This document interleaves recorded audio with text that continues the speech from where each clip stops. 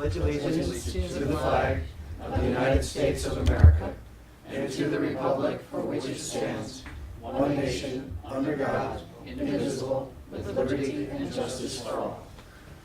I'd like to welcome everyone to tonight's select board meeting. And just remind everyone, if you have a cell phone, if you could please either turn it off or at least put it to silent, we would appreciate it so it doesn't accidentally go off during the meeting. And if you haven't signed in, please do, but I think everybody has, so thank you. So we'll go to agenda additions and changes. Greg or Pat? Just one addition, we have a memo from Fire Chief Charlie Cole of the Essex Fire Department, and it's a memo regarding alignment progress report. And that can be added to the consent agenda, item 6N. Okay, very good, and that's it? That's it. Okay. Entertain a motion to amend the agenda to include the memo from the fire chief. Second. Any further discussion? Okay, all those in favor signify by saying aye. Aye. Opposed? Okay, motion passes 5-0. Thank you very much. So we're on to public to be heard. It's a time for people to speak to the select board on topics that are not on the agenda, and what, if I may, be the first to actually do public to be heard. I'd like to say a couple of things here. First, this is kind of a special day because it's Evan Teach's first day here. He's sitting over here. He's the new municipal manager. We're excited to have him on board. This is his brand new, his first day. As most of you know, he arrived from the Chicago area, served in many communities out in that area, but wanted to welcome Evan. We're very excited to have you here, and if Evan, you wanted to say a couple things? Just welcome to be here, happy to be here, and looking forward to working for both Essex Junction and the Town of Essex. I have some very big shoes to follow in, footsteps to follow in, and in my first day I met a lot of very dedicated people who love this area, and it's going to be great. It's going to be great. Well, we're very fortunate to have you, so thank you. The other thing I wanted to say, as Evan is coming in, Pat Scheidel will be having a new chapter in his life in retirement. Pat's been here for 27 years, has made, I would say, quite a lasting impact on the community, one that changed it for the better in so very many ways. Has a very thoughtful, steady approach to solving problems, big or small, and prove that it doesn't take a loud voice to accomplish tremendous things. So I know I'm personally going to miss you big time. I've really enjoyed. And the board. I thank you all for allowing me to serve and to be here for as many years as I have. And please know that I have recognized and respected the select men who have served, the legal definition, and many were women.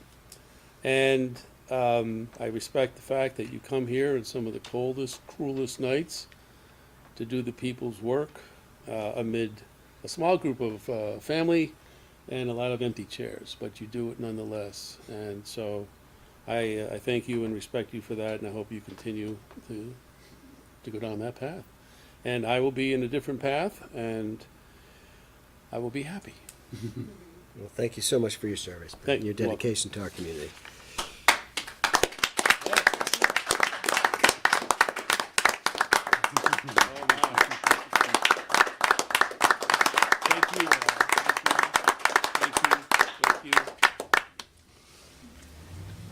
And it was a nice limerick. So we're still at public to be heard. Is there anyone else wishing to speak to the select board on items that are not on the agenda? Okay, hearing none, then we're going to move on to our business items. And up first is an interview with Liam McCone for Memorial Hall. We'll invite Liam up here, please, to this one of those seats, if you would.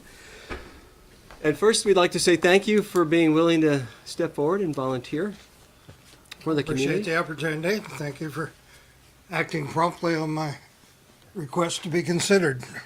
So, Liam, if you could just give us a little bit of your background, what your interest is, and what your interest is to become a member of the Memorial Hall Committee. Not from these parts. I'm the ultimate flatlander from South Texas, but I've had an interest in the Civil War era for much of my life. Working out of Washington, D.C., it was kind of hard to avoid stumbling across the battlefield here and there. So I've published a book about an Irishman that's buried over here in Burlington, Civil War hero. Working on another one about his commanding officer, General Stannard. I am recently became the commander of the Stannard Camp of the Sons of Union Veterans of the Civil War, which is the successor to the Grand Army of the Republic. There's a highway near here named after that. It is. So the GAR built Memorial Hall, although I was picking Pat's brain there to see what we had about the actual construction and meetings and everything. So being of a historical bent, I want to delve into that in more depth. I'm looped in with the Sons of Union Veterans, who've got a charitable foundation that supports maintenance of historical buildings of that nature. There were 100 camps called posts at end of the Civil War scattered around Vermont. Almost every little village had a GAR post. It was kind of the center of life because so many guys had gone off to the war and a good percentage of them came back, you know. So there's now 4 of them left, and one of them is Memorial Hall. The only ones that were left were ones that very wisely housed the town offices. So that's, I think, guaranteed that they're going to be preserved. There was a 5th over in Underhill that just burned down 3 years ago. So these things, if you're not careful. I have a degree, undergraduate degree in government before it became political science somehow. Less scientific, sad cry for recognition, and a master's in military history from Norwich University. Happy to entertain any questions that want me to fill in any more details. Great. Thanks for that background, Liam. So I'll open it up to the board for questions for Liam. Anybody? Are you aware that the Memorial Hall Committee doesn't meet very often? As a matter of fact, I don't think they have had a meeting for a number of years. That was the impression I got from some comments that were made. And so that either means that everything's going fine and it doesn't need attention, or Perhaps you can get things moving again. I don't want to be the new guy coming in, but I've got a couple of initiatives I'd like to explore. One thing, I'm using it as kind of a base for the Stannard Camp of the Sons of Union Veterans. We've had one meeting there in November, and I've gotten approval to use it 3 times a year. So we'll have our formal meetings in conjunction with a public program of some time. I've been asking a lot of people that grew up around here, and it seems like most people don't know the background of the building. Haven't ever noticed the names of the 34 guys that died over the doorway, and so I think it's worthwhile to to make the community more aware of it. And it's served apparently a lot of different roles over the years. And History's so important to remember. I was just there a couple weeks ago for a show. It's a neat building. Okay, anything else? Okay, so the process is we'll go into executive session later unless the board wants to do something in open meeting. Have a discussion, come out of executive session, make a decision, and then somebody from the manager's office will give you a call or contact you tomorrow. So, again, thank you so much for wanting to step forward and provide your experience and services to the community. Yes. I, for one, think that this would be a decision that we could do now. Sure. I think, agree. rather than go into executive session. I mean, That sounds Mr. good. before you McComb, interview the other candidates, Exactly. Well, I would entertain a motion to appoint Willem McCone to the Memorial Hall Committee. So moved. Thank you, Mike. Second. Thank you, Sue. Any further discussion about appointing Willem McCone? Hearing none, all those in favor signify by saying aye. Aye. Aye, opposed? Okay, motion passes 4-0.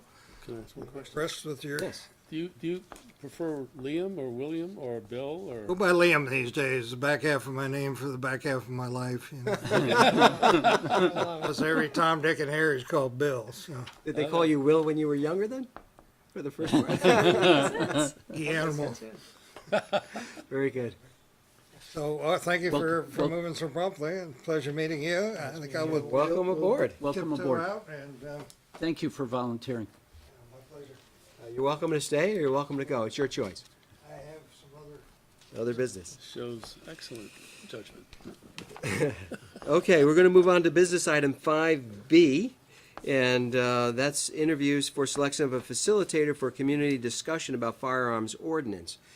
And there are, I think, 3 scheduled, but it's for 7:20, so we're a bit early.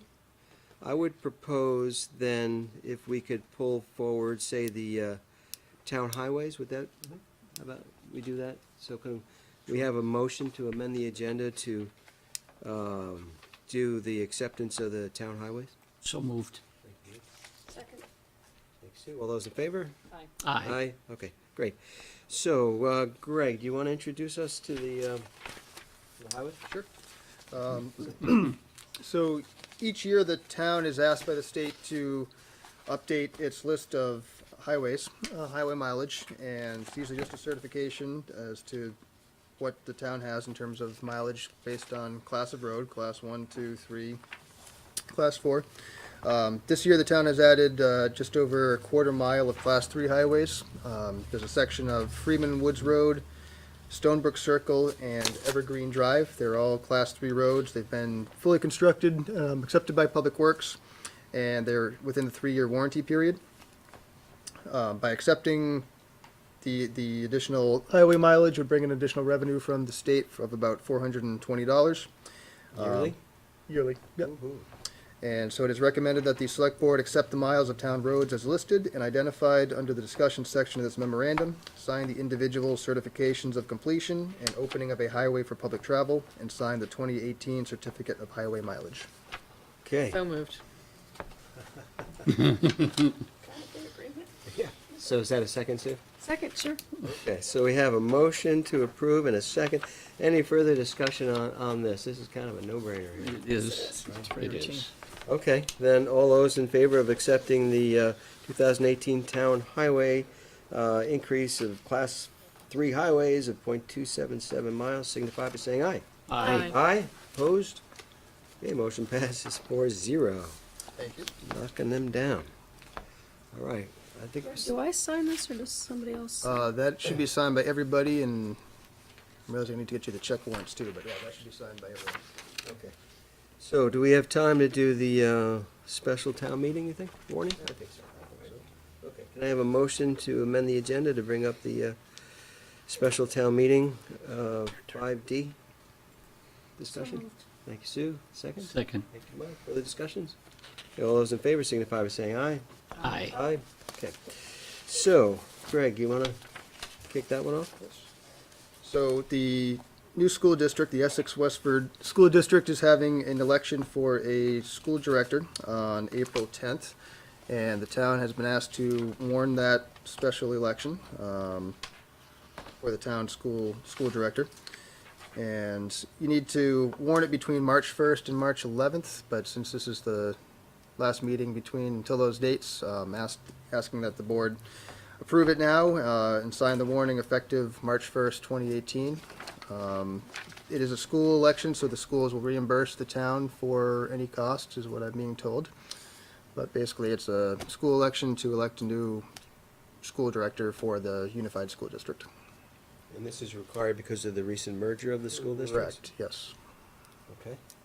All right. I think I saw Sue and then come Irene. Sue?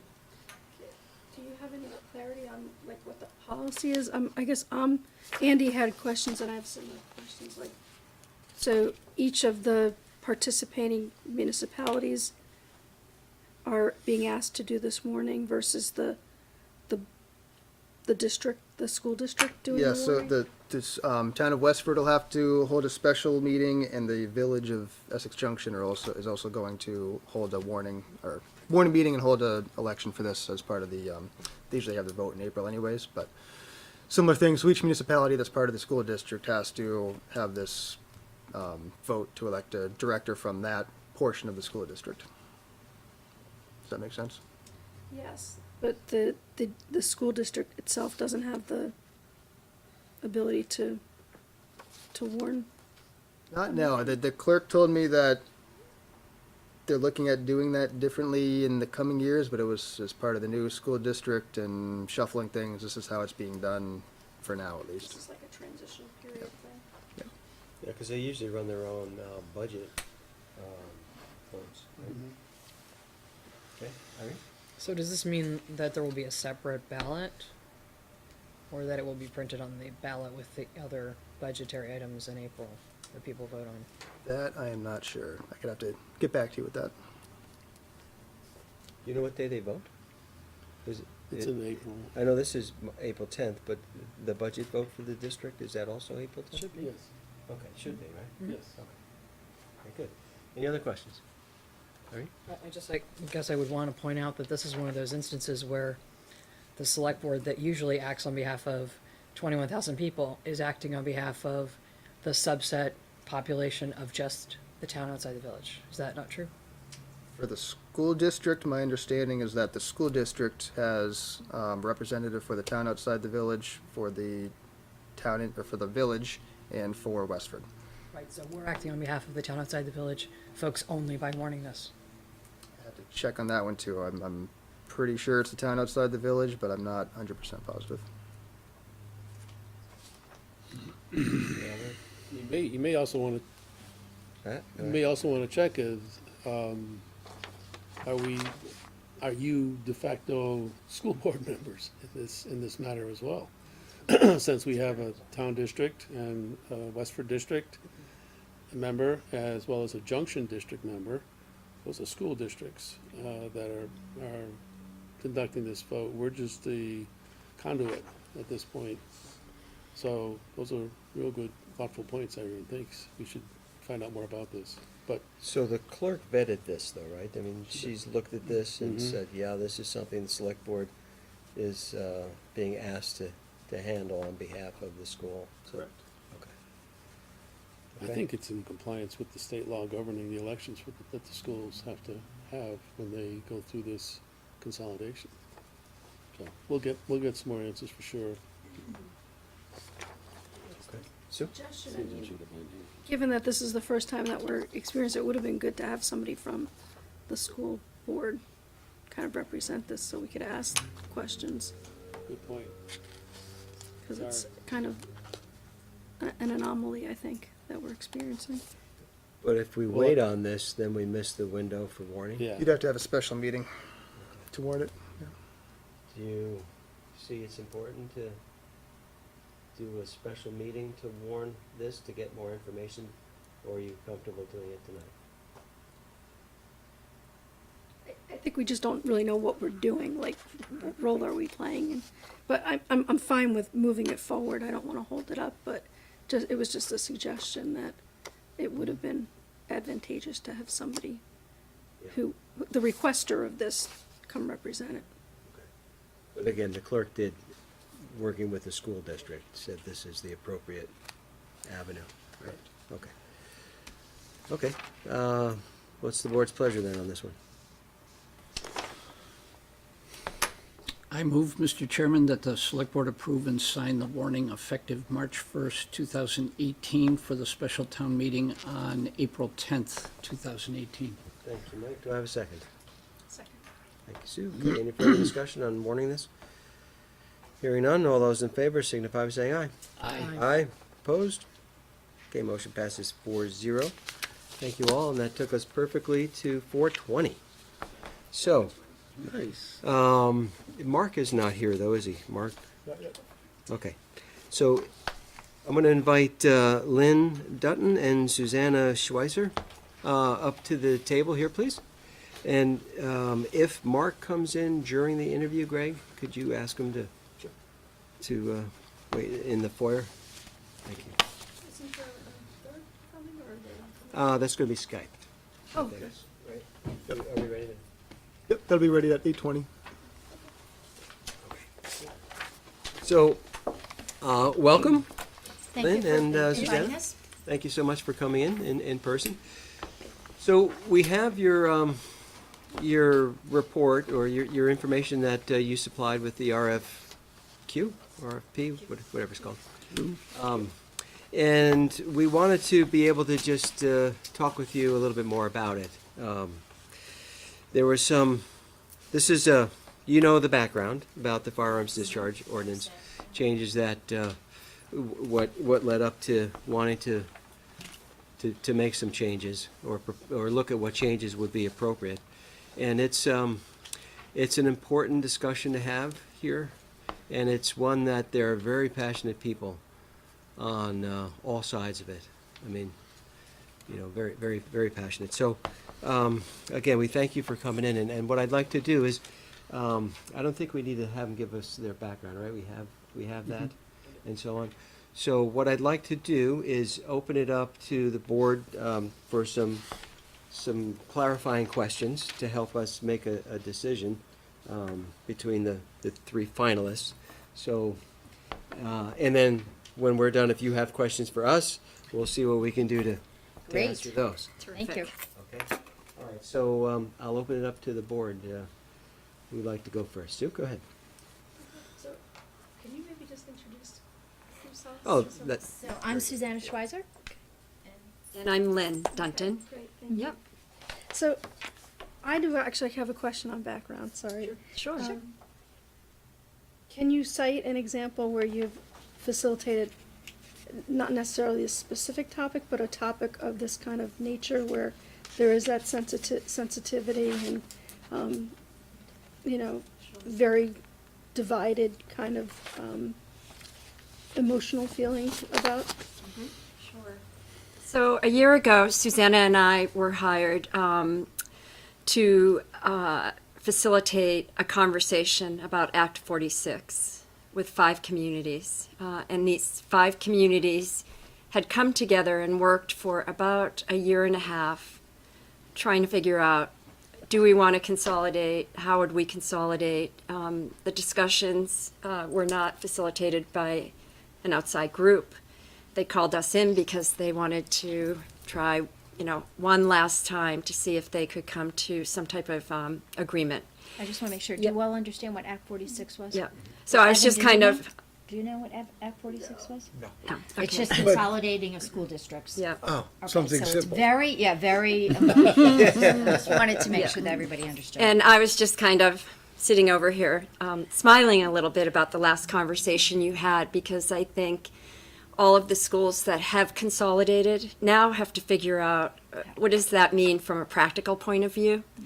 And I think these small questions, like the one that all of you are just sitting here trying to figure out, you know, are we supposed to be the decision makers for this? So anyway, back to this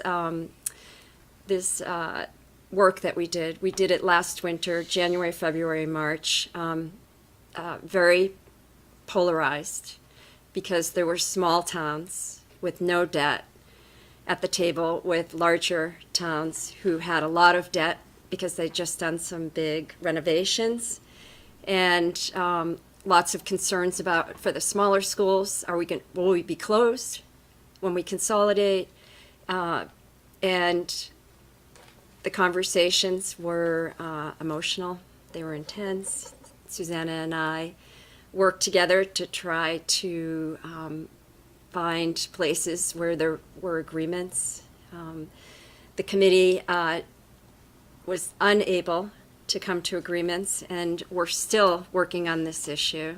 They decided they'd try it again on their own, and when we last spoke with, Well, they ran out of time. yeah, they ran out of time. So anyway, we have experienced working with a group of people. That was a committee, and others were allowed to come in and, share comments at the beginning of each meeting. But we had 12 members, I think, representing the 5 towns. Mm-hmm. Does that answer your question? Yeah. Other questions, Mike? You started to go down the road of the question that I want to ask, and that is, this too will be an incredibly polarizing discussion, strong feelings, both sides, and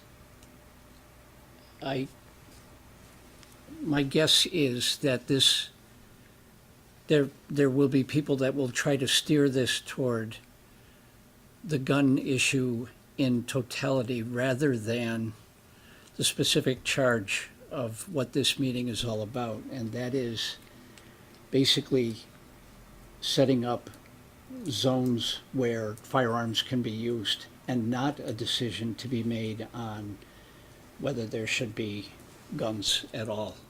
So I would imagine the 46 discussion was probably very polarizing. This one I think is going to be the same.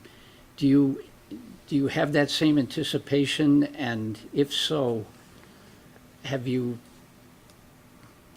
had instances where it has been that strongly polarizing, where you've had to try and make sure that you stay on task, to stay and to keep the audience focused? Our job, being mediators and facilitators, that's the essence of our job, is to understand, is we know we're going to be walking into, typically, we don't walk into situations where everybody's happy. There's typically course. polarization. And you're right, this is really going to be, I absolutely agree with you, this is really emotionally charged, given the events, the recent events that happened, in Florida, and even here, there was a situation here in Vermont. Right. So we're prepared for that. That's our skill set and our experience. And one of the major points of our job is to keep everybody on track. This is what our goal is. This is what the charter is. This is what the bounds are. But also to make sure that the variety of opinions are heard. Right. And not only by us, but by everybody around the table, so that they can understand, oh, this is what's important to Greg, this is what's important to Michael. Let's see if we can develop an agreement that interweaves their concerns. Our profession is not for the faint of heart. No, it certainly is not.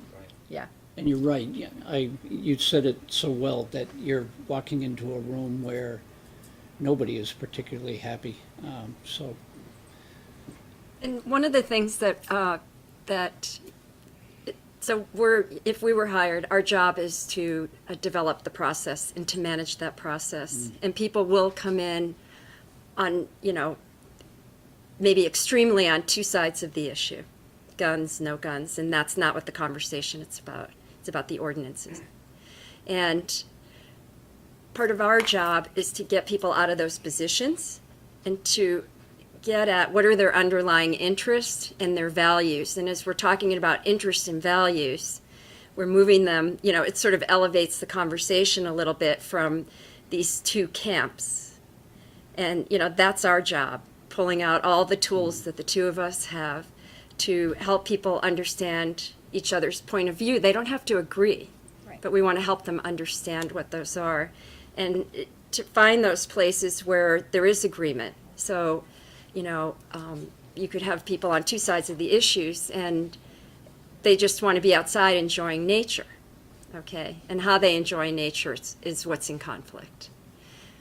So anyway, that's an example. So we're not, we wouldn't come in with our eyes closed about what this is going to look like. In fact, we talked about this afternoon and anticipated that it would be emotionally charged. Do you have a follow-up, Mike? I do, if you don't mind. Number 4 in your setup of how you would approach this was design a series of questions that will be answered by people that cannot attend forums in person. Kudos for that. I think that'll be important. I was not part of the select board the last time this issue was visited. And there was a strong feeling that people either felt that they were not heard or felt that felt intimidated to be able to stand up and speak their minds. So I think this would be a great first step for that. Thank you very much. Well, I just think it's a great idea. But in terms of, will there be a survey of sorts to try and sort through? We could do a survey. We have lots of questions for you if we were chosen. We'd like to share some ideas that we have. One idea was to do a survey. One idea is also if you have shut-ins, do you want, depending upon their interest, do you want us to spend some time, talking to them on the phone or whatever to get a variety of opinions? So, yeah, we could do a survey. Okay. It But can either that's- be written or electronic. But that'll be kind of developed if you're Yes. chosen in your preliminary meetings with us. Right. Yes. But- Yeah. Right, yeah. We've got lots of ideas that we're very, have a lot of energy to talk to you about. Very well. Thank you. Thank you. Irene, did you? Yeah, one of the residents of Essex suggested that we hold separate forums for people who are pro expansion or pro keeping the discharge area the way it is, and another forum for people who are more concerned about restricting it to hopefully minimize some of the antagonism and the fear that happened the last time everyone was in a room together. Have you done things like that before, or would you be open to doing something like that, or why not? It's certainly an opportunity. It's certainly an alternative. I'm not sure that I would feel comfortable about it because the whole notion is to get people to talk to each other and to say, "Oh, that's why you feel that way." There's a great example. Very emotional is the abortion debates. A lot of people, that's a very emotionally charged issue, abortion. And what they did is after there was some violence in the clinics, the pro-abortion and the pro-life got together and talked for 6 years to try to understand, not to change each other's minds, but to understand where they were coming from and what was important to them. So to me, by separating them, we're not achieving that understanding, and that's what's so important. Could you possibly offer maybe a couple of sessions like that? Because there are some that feel very intimidated, that not just that they won't talk, but they won't even attend. We can talk to you about that, absolutely. Okay. But I just want to be sure that what we're trying to do is to get people to understand each other. It's not, the other thing is, one of our questions, we want to talk about consensus versus voting. We think that's very important too.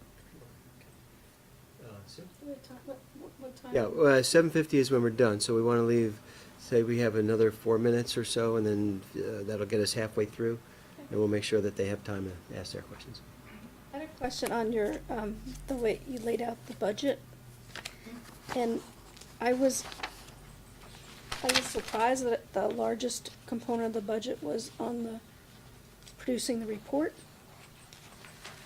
Well, it's going to take a while to meld all those things together. And this was, it could change. It doesn't mean that that's the way it is going to be. Frankly, I'd like to see more of the time spent getting people to talk to each other. Yeah, Yeah. definitely. Yeah, definitely. But we also know that the report's very important. But I would hope that it's more leaning the other way. Great question. Thank you. I had a question about your process. Do you need a steering committee of sorts, or how do you do it? How do you- Wow.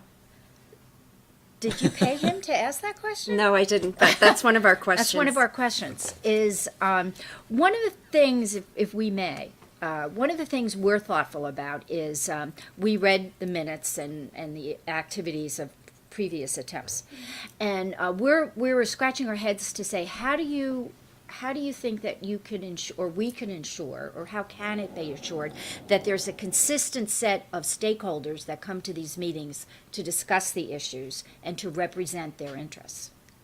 And sometimes what's done very successfully is to have an advisory committee that are representing the people, as opposed to and that those are the people that have the discussions with a lot of public input. But that's one of the methods that we could attempt to do. The police chief did make several recommendations for all the Yes. different zones.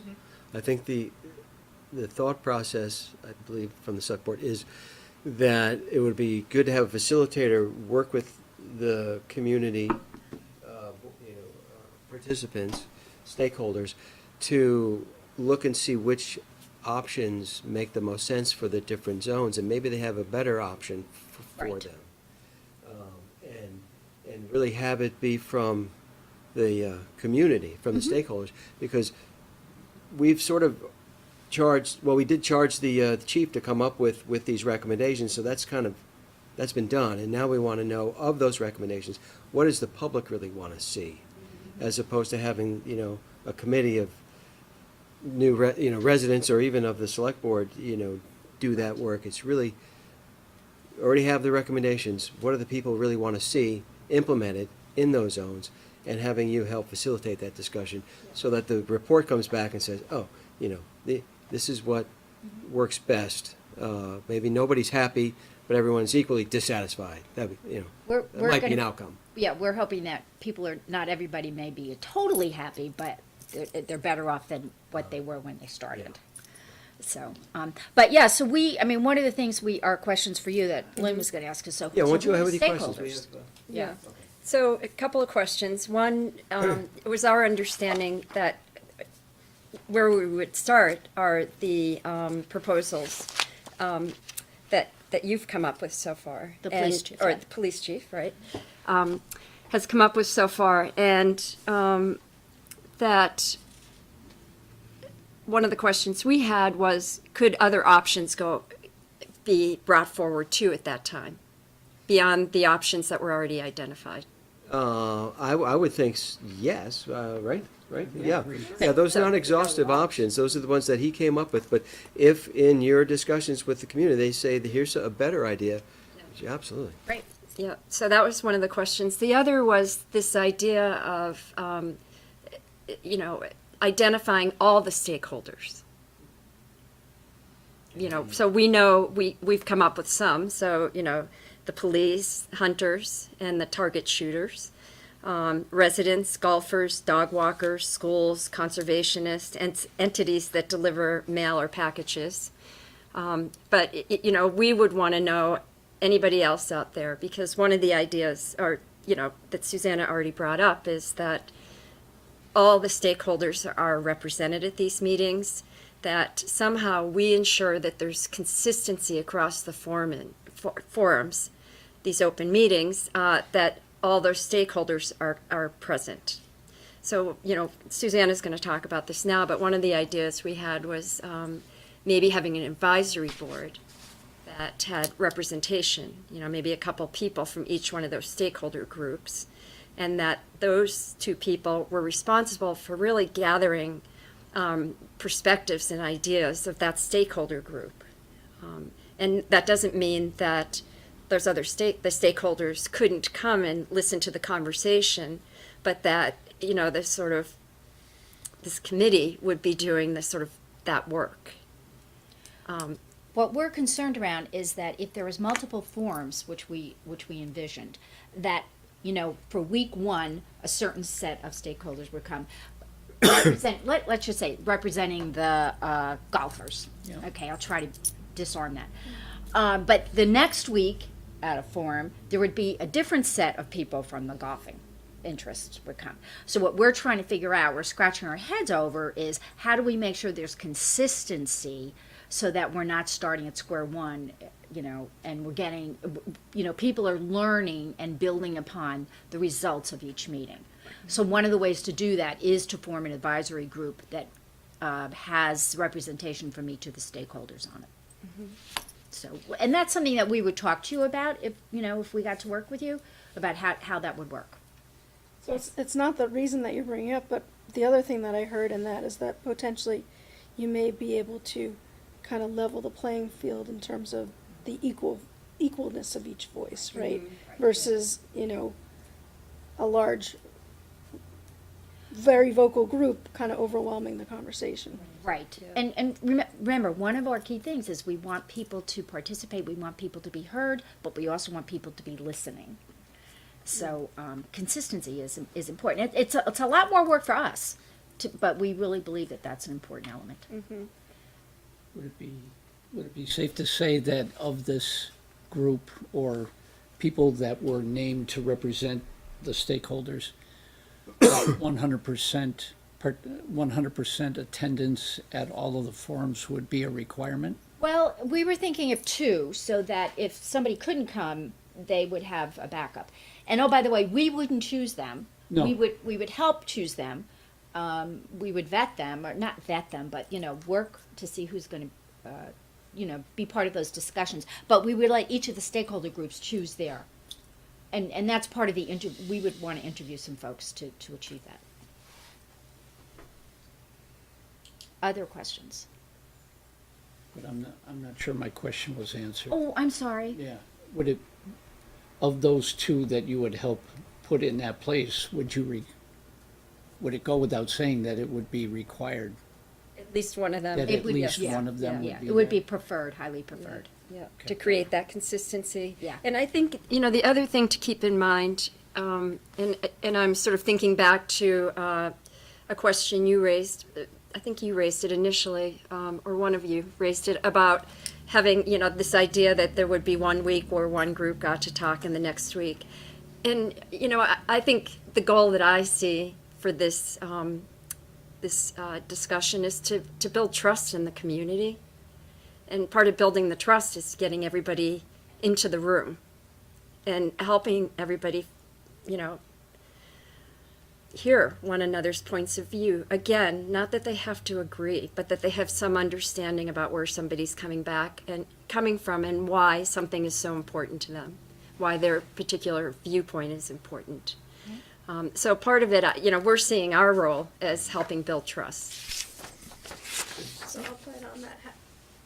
What tactics or approaches do you use to get to that trust and feeling safe in that conversation? Well, one of them is that we're managing the process, and part of creating a safe environment are norms or ground rules for the group working together, and it could be that when there's a discussion going on, I'm trained in something called restorative circles, which is giving each person a chance to talk, and it's happening sort of in circle form, and you can pass if you don't have something to say, but that each person gets to share something, and there aren't any questions, and there aren't any, discussion. They're just getting to put out a point of view. And I think that is a way to help, a tactic, if you will, or tool for building shared understanding. Forgive me. So if you have, let's just pick a number, let's say you have 2 people representing each of these stakeholder groups. I think I heard you say, Lynn, that they would be charged with listening. Not that they wouldn't have an opinion, but their primary goal is to listen. Their goal is to talk, to share their points of view. So they're representing the group that. Yeah, they're representing that stakeholder group's interest, if you will. And they have a responsibility to make sure, everybody's welcome to talk. Everybody's welcome to share. But when it comes to the agreement, there's probably going to be some give and take. We're really hoping that you would entertain the use of consensus versus voting. Right. So there's going to be some give and take. And at that point in time, when you have that give and take, you have to have people that are empowered is too strong a word, but have the ability to make that give and take. I get it. Yeah. I get it. Thank you. Respect what you do. It's great work. But how do you keep your personal feelings out of your work? You deal with a lot of very popular issues. It's part of the job. How do you do that? Actually, I'll answer for myself, is before I walk into the room, I actually take a few minutes to myself and I just say, okay, I'm putting everything aside And I am working with this group of people, and their interests and their desires need to be met. It's not about me. So it's a little bit of meditation and just putting it aside. It's mindfulness. Thank you. And for me, I wouldn't have agreed, Susanna and I wouldn't have participated in throwing my hat in the ring in terms of putting a proposal forward if I didn't feel like I could come to this project and be comfortable being part of these discussions and not bringing my personal opinions into the mix. And, I think part of this is the work that we do as facilitators and mediators. We're coming in as, the neutral or the neutral. And I've lived in Vermont, but I have had no dealings with Essex. And I think in Vermont, community is very important. And so part of the reason I'm interested in this particular project is because I think this issue is dividing your community. And I know Susanna feels the same way. We're interested in helping people find common ground. Making a difference. Yeah. And you know what? Yeah, it's in your heart. I mean, you can't. I don't know. I think anybody who's experiencing the United States today with all the shootings, it's there. But our job is to put that aside. Good, thank you. So in order for your process to function, then, you require an advisory group to be formed then? We would recommend, we'd like to talk to you about it. We're willing to do it. That's what our first recommendation is. But we are also flexible enough that if you feel that, no, you want to have these quorums, these forums, which I still want to have, we can do it that way. We're just scratching our heads about how do we craft that agreement so that there's consensus, so that people have heard what other people say and are willing to budge a little bit. And sometimes it's hard to budge half a room. Yeah. And so we're really thoughtful about that. So we're thinking, well, if we can have representatives have the ability to budge, it's an easier process, and that's been shown. That's been shown in experience as well. Again, needs to be You want agreement, embraced by the whole community. right? But as long as people feel they're heard, but it's getting that decision to be made. I mean, it was interesting to read Mr. Gagliardi's report. I mean, there wasn't, I don't think they got as far as they thought they might have. And we'd like to make sure that you get further. And we got the sense from his report that there was strong representation on one side of the issue. It was very lopsided. Yeah, Because and people didn't feel comfortable sharing their opinion. They felt very intimidated to the point where they wouldn't even show up. and that's not. I mean, acceptable. that's No, it's well, not that's acceptable. that's not a successful engagement if only half the population's showing up. Right. So Mike and then Sue, remember we have 4 minutes left. Yeah. Will you both be administering this together? Yes. Yeah. Okay. So Susanna and I, I think sometimes people ask why two people.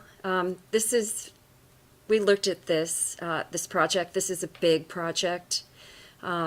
We have similar skill sets and some different skills that we bring to the table.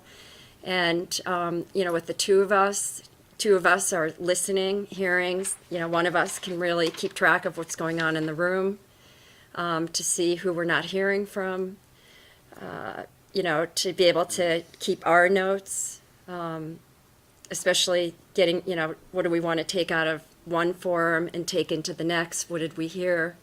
Where are we hearing consensus?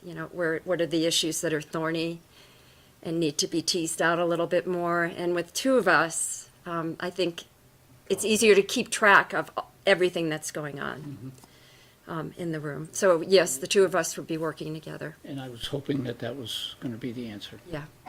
Do you have any other questions before we close out? Is there a need on your part to see a vote versus a consensus decision making approach? I think we're up, up for either. What, you know, we would look to you as a professional to say, in this instance, which one do you think would get us to where we need to be? And if it's consensus, fine. If it's a vote, fine. But Yeah, we find votes divide communities. There's a winner and a loser, whereas consensus, what we're trying to do is collaboratively build the proposal, figure out what's unheard, what people haven't, what it has missed, and then change it to try to, to try to get it. It's like going again and again until you get something Sure. that people, and it's what people can live with. It's not unanimous. It's what people can live with to make it, to help you go forward. right. Thank you. Okay. Very good. You good? Nice to meet you. Thank you. Yeah. Thank you so much for Thank you taking time both. to come in Thank you and both. share that with us. Appreciate it. So the process is after we're done with our other business, we'll be in executive session, have a discussion about contracts. We'll exit executive session, come up with a decision, and then somebody from the manager's office will contact you tomorrow. Perfect. Thank you. Thanks so much. Thank you. All right. Thanks for letting me ask a question. Is it okay if we stay for the next? Yeah, it's a public meeting. Yep. And your part is over, so it wouldn't give you any Can't change advantage. any answers, so. Right.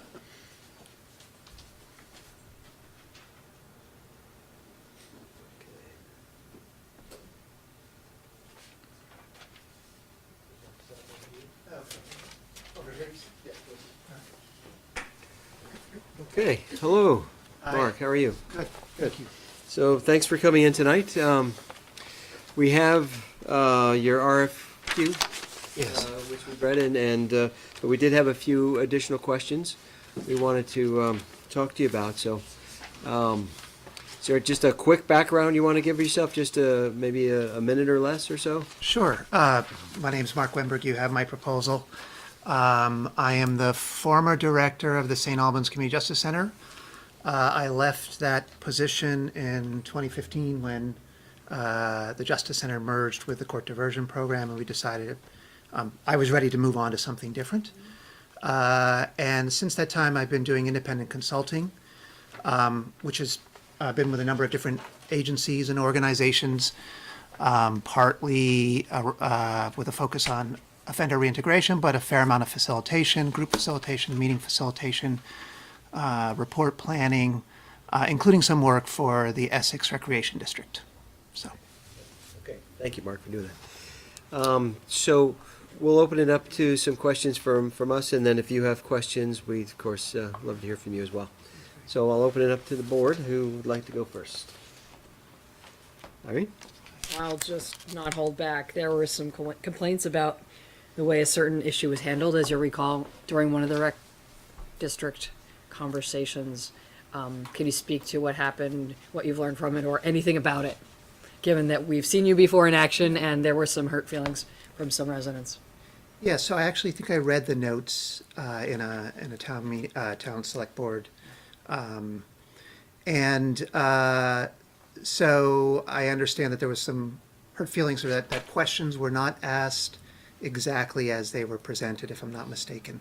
That was one of the two issues, yeah. Yeah, that's the one I'm aware of, and I'd be curious to hear because I'm not aware of other. The other was the talking stick issue, when something other than a talking stick was used. Oh, yeah. And someone was offended because it was relevant to their heritage. Yeah, thank you for reminding me of that moment. problem. Yeah. So as far as the process design, I was working with the Recreation Board. And so I think what the general consensus about the questions was, how do you create a moment for people to get information from the people who have it? And then how do you create a separate moment for people to share their thoughts and perspectives? And so I think the re-articulation of some of the questions was partly to take out those elements which were expressly about expressing opinions, and creating a separate time for people to have that opportunity, and creating an open floor for that to take place. Regarding the talking piece, in some ways was an improvisation. It was not meant to be a formal circle process. A formal circle process is a much more involved project. And it was meant as essentially a way for us to create some structure that all folks could buy into and abide by. For this process, if I was to integrate some circle process into it, I would come prepared with a specific talking piece and lay out some guidelines around that as well. Some of the more of the formalities. But thank you for asking that question. Yeah. Sue? So, this is a very emotionally charged topic, right? And we've been down this path before and it didn't lead to any kind of action. So, in the previous attempt, there was a number of people that did feel intimidated and felt that their voice wasn't being heard or couldn't be heard, to the point of people not continuing to participate. How do you reach everyone or all the necessary stakeholders and ensure that everyone's voice is heard? Yeah. So I also read some notes about that. I understood there was some sense of intimidation, at least. There was some reported intimidation. Two things. First, there is, in the proposal that I've submitted, an online survey, which I think its primary purpose is to generate information or data that can be aggregated in such a way as to take a pulse, at least of those people who participate in the online survey. And then as far as and I also feel like those surveys will tee up the 3 to 4 forums that I would organize. As far as creating a climate of safety, that really is my responsibility. And part of that responsibility is to, from the outset, establish some guidelines for conversation. As much as possible, assist folks in moving from a place of taking positions to a place of sharing perspectives, so that folks can have the opportunity to listen to each other, even if they don't agree. I also would hope to use some exercises that get people up and moving a bit, because I think movement has a way of breaking down some of the barriers that people naturally acclimate to. You know, they come into a room, they're going to gravitate to the people who they feel most comfortable with, which often are the people who share the same perspective as they do. So trying to create... Yeah. No worries. Also, I would look for opportunities or activities that encourage one-to-one conversations. So creating some moments for that as well. Some of it might be also seeing if people can articulate the perspective of people who may not agree with them. So asking people to see if they can share what they're hearing from perspective that isn't necessarily one that they share, just to generate some of that. I don't feel like you can have a productive and informative community conversation if people don't feel safe. So that clearly is the foundation for everything else that follows.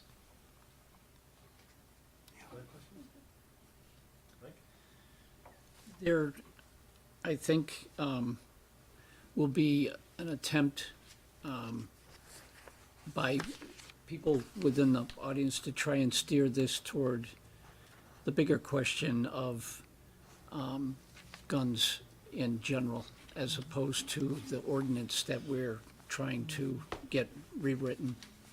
And I just wondered how and what tools you have in your box to try and steer that back, because especially in lieu of current events,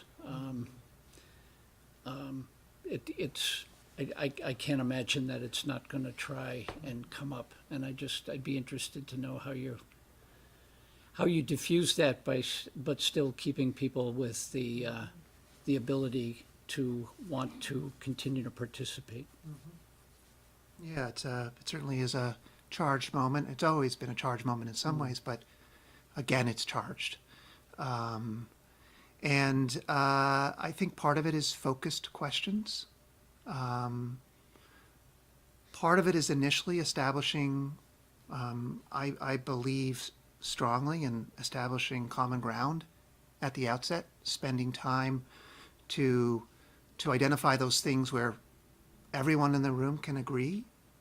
And that may not have to do with the gun ordinance. It just, some questions that explore people's broader connection to Essex and to each other, as a way to facilitate conversations that lead into then more difficult topics.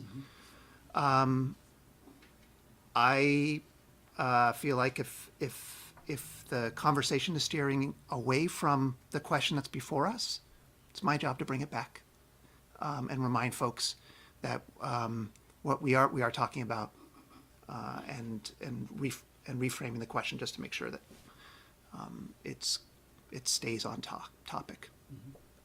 Yeah. Thank you. Yeah.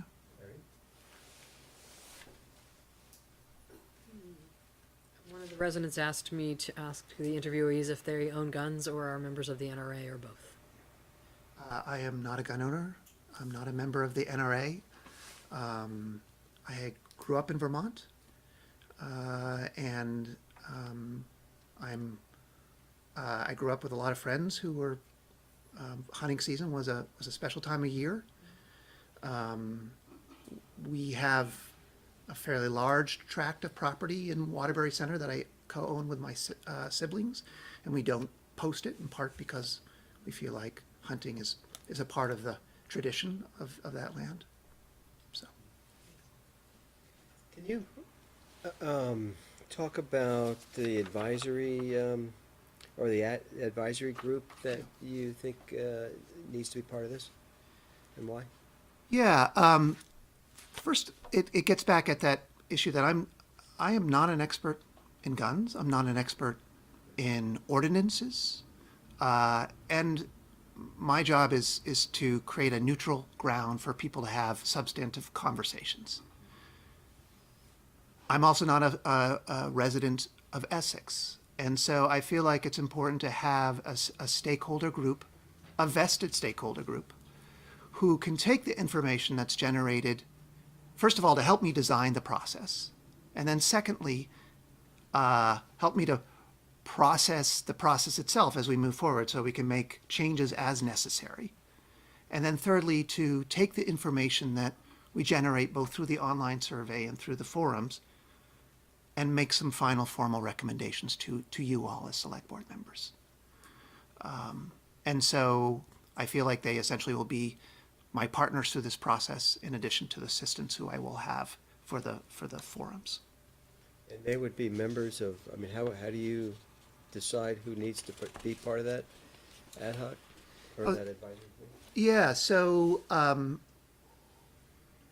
it's a good question. I have some clear ideas of, that I would want select board representation.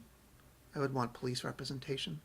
And then I would look to who are some of the leaders of the folks who are organizing around this conversation, from the different perspectives, to ensure that those perspectives are represented on the advisory group.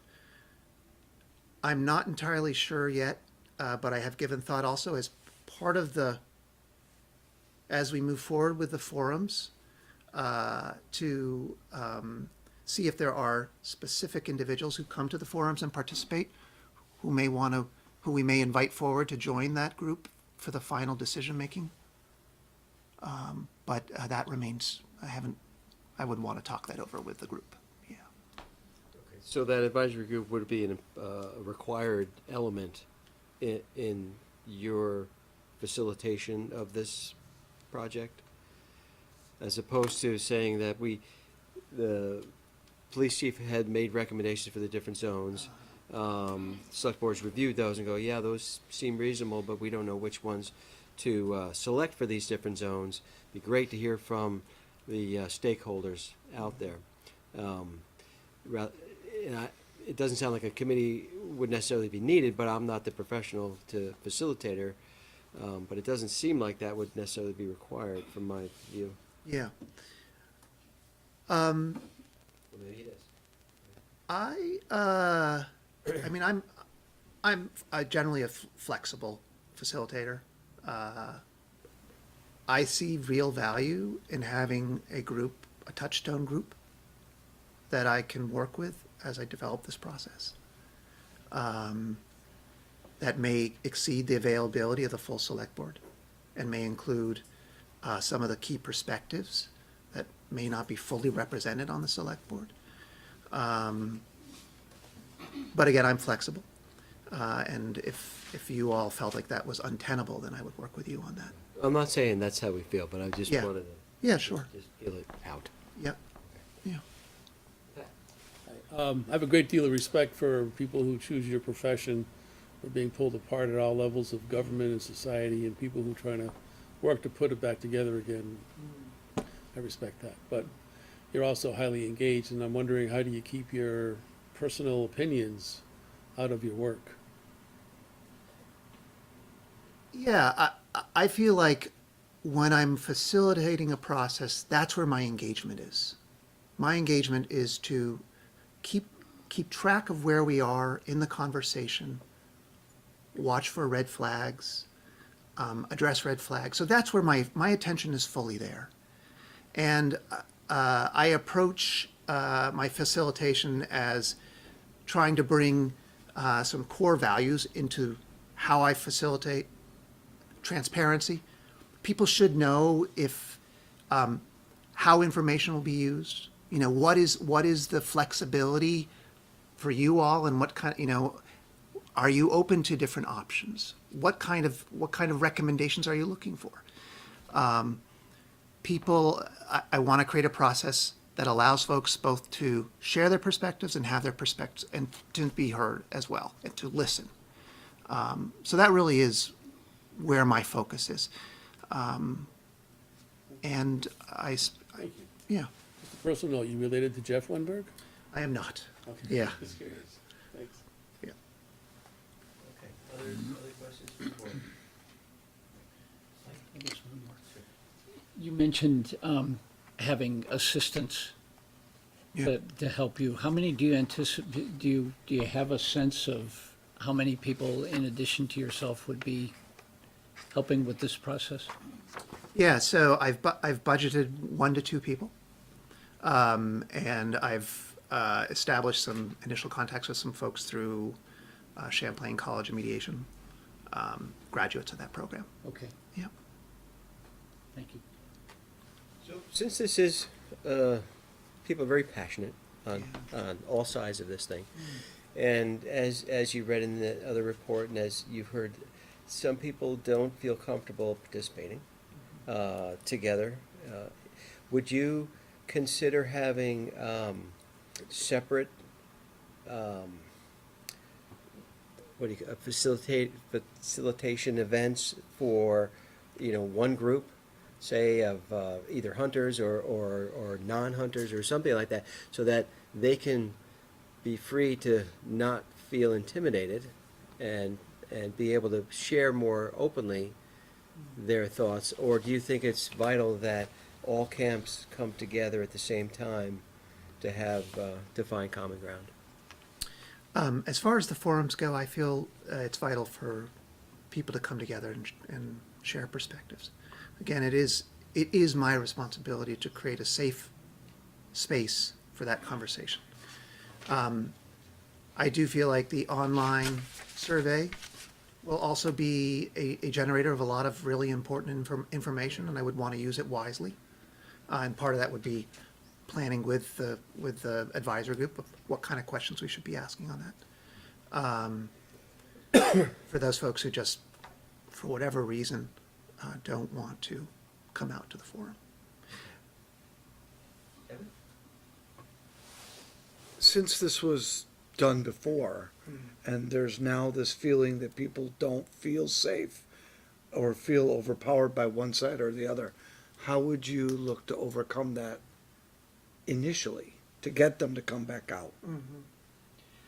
I would make myself available to talk to. I would create myself as a, I think that there's the prep of the process, there's the announcement of the process, and there's the facilitation of the process. I feel like it would be incumbent upon me in the prep of the process to do a fair amount of local community outreach. Talk about what I see the community forums looking like, making myself available, handing out my phone number. I'd want to listen to what people's safety concerns were, so I could understand how those might be addressed. Yeah. Anything else? Mark, do you have any other questions that you'd like to ask us while you're here? Yeah. Is there any sense of how many people would attend a forum or multiple forums? If we can say experience from any time we would talk about the ordinance here, it would be standing room only, crowd here. So, Of one particular group, though. yeah. So, and that's, yeah, there'd be a lot of people, but it might not be it wouldn't likely be a wide representation. You'd really have to draw certain groups out that are stakeholders in order to get them to share their thoughts. But it's there'll be a lot of people there, but trying to get the right mix will be the challenge. So, knowing this, what is your hope for the community forum process? The end result of what for the report for us? Well, it seems clear that you have a general sense that you want to create opportunities for voices to be heard. Right. And you also seem pretty clear that that the majority of the people who will show up are from a perspective. Well, just from experience, Yeah. that's often how it turns out. Not the way it will necessarily be, but Right. that has been the case many times.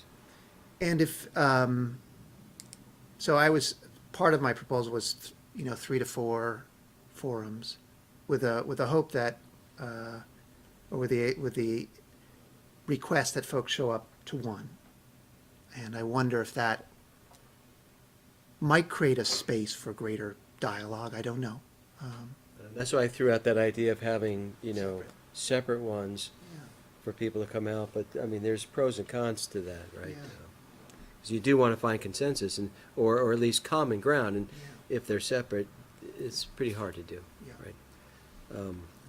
But to get everybody's, voices heard as best you can would be the goal. Yeah. So that when they go through those options for the different zones, they can say in your report what the consensus is, or vote whatever you think is the right way to go for each of those. And maybe they come up with a different recommendation for that particular zone that wasn't included in the options. That would be fine too. But it would be nice to be able to have a really concrete set of what the community as a whole could support. Maybe it's not, great support, but everybody says it's A little give and take.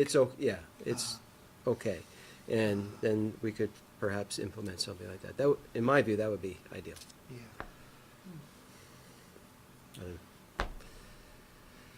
Okay, any other? When did you want to begin? Last week. Next week. We'd like to be able to have, if the recommendations come back and say, yes, changes are recommended in these different zones, I think we can say we'd like it to be in time to make an impact on an ordinance change for the next hunting season. I think, right? That'd be the ideal scenario. So, and since local government moves very slowly, it would probably be pretty soon. I think the other factor would be the preparation leading up to hunting season for sighting rifles and that type of thing usually begins relatively early. Yeah. So. Okay. All right, well, So thank you. thank you again, Mark, for coming in and talking with us. So the process will be, we're going to, at the end of our business section, we're going to go into executive session and have a discussion. We'll come out of executive session to make a a decision, and then somebody from the manager's office will contact you tomorrow.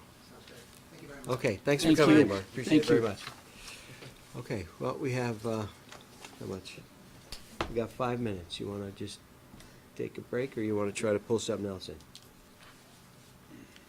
Think we can pull in the fire department salary? Probably. Yeah, sure. Is that okay to do? Did you wanna start setting up a Skype or anything, or? I can pull it up as soon as we're ready. Okay. And she might be ready now. If you want to try to knock something off, by all means, go for it. Otherwise, Okay, let's see if we can knock something off in the 5 minutes. So I need a motion to be able to bring up the fire department salary discussion ahead of the interview with Jennifer Nauer. So moved. Second.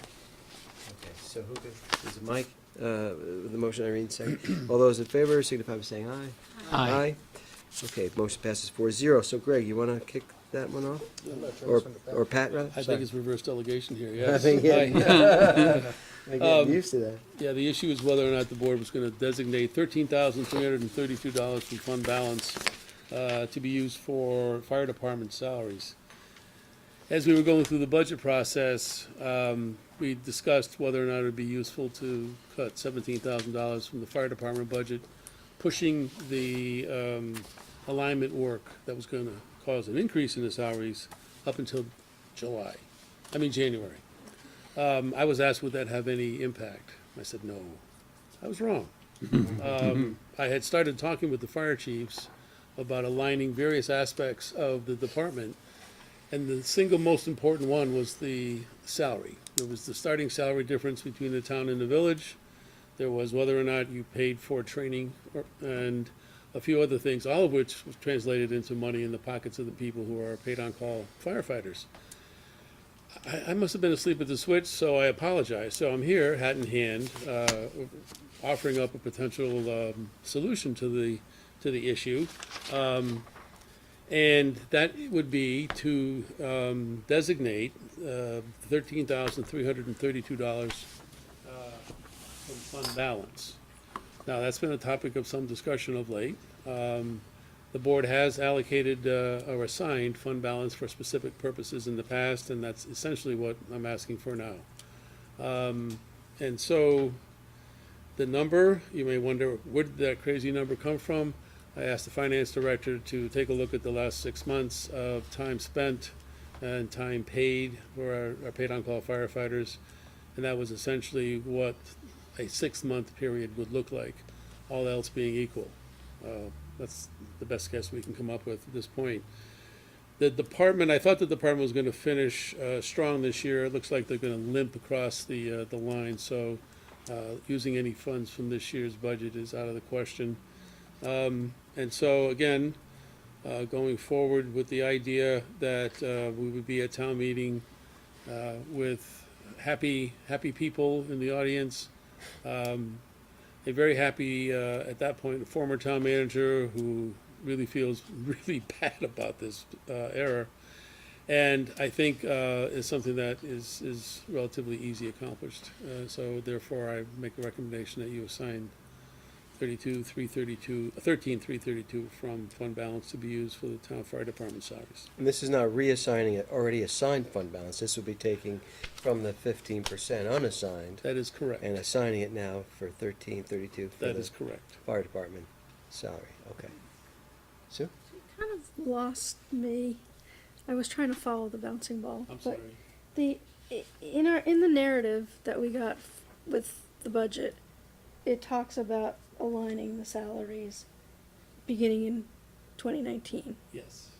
And we originally were on board with that, and then the proposal was made with the budget cuts to Yes. take the 17K out because it was going to align with January of 2019. Or the Yes. alignment was going to start in January 2019. Yes, and that And was wrong.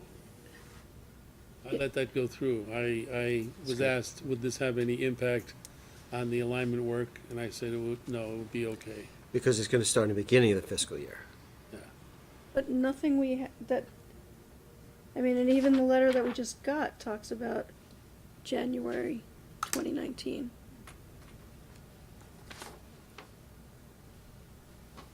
No. But the expectation was everything to start in July, not January. That's the What's error. the impact? $13,332. No. What's the impact of not having Well, you that? have people that are basically expected to go from $10.50 an hour to $12.50 an hour in July, having to wait 6 months. And where was the miscommunication? Because nothing in that, anything we reviewed ever talked about it being July.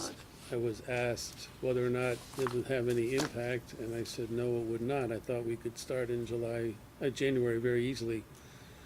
And I called the meetings to the fire chiefs to find out what the big issues were, and the big issue was to make the adjustments starting the next fiscal year.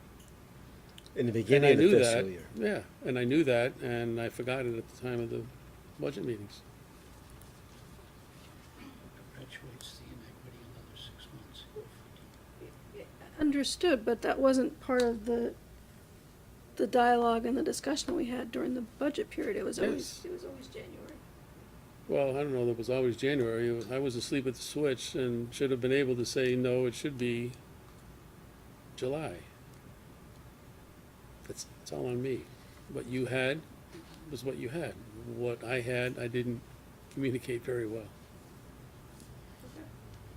And I still didn't realize it until very recently, so. The fire chief was here and I guess it feels like there was multiple opportunities to correct it if it was somehow not right. We first have to recognize that there was a mistake in the beginning. That recognition didn't set in until very recently. And that was just perpetuated through the discussions, that Yeah, error? yeah, the village made the same vote. Village trustees made the same vote to start in January. But the fire chief in the village budgeted to start anytime. He had money in the budget to cover either contingency, no matter what happened. Our fire chief did not. So this is to allow both departments to start January Yes. 1st. By this vote, we start. July. we July start 1st. July 1st. Sorry, July 1st, yeah.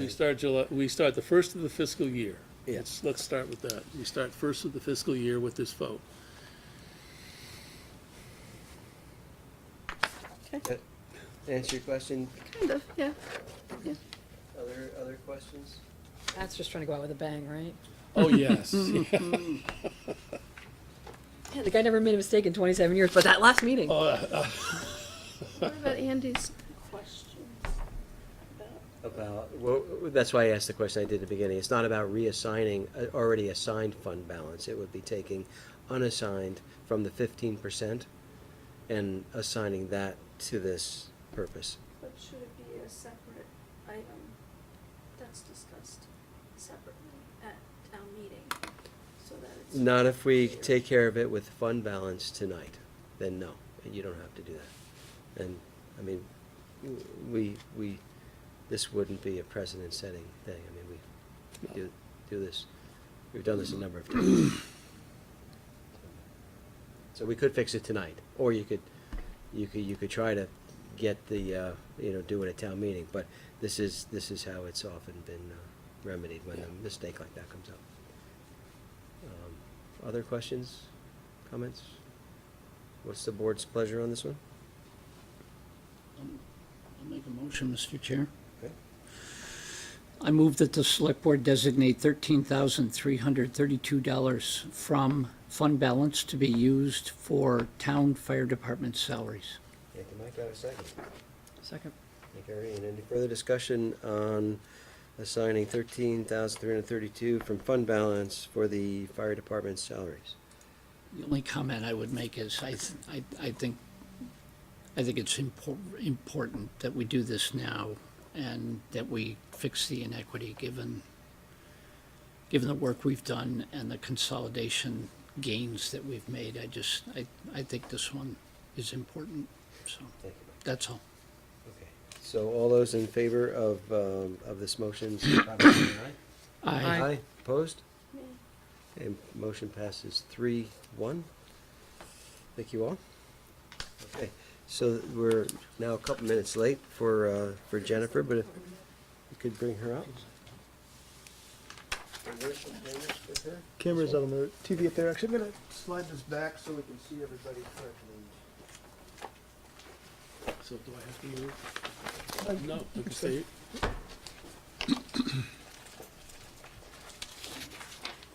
Everybody, fingers crossed. Technology, yeah. I was going superstition. He had it working earlier, so.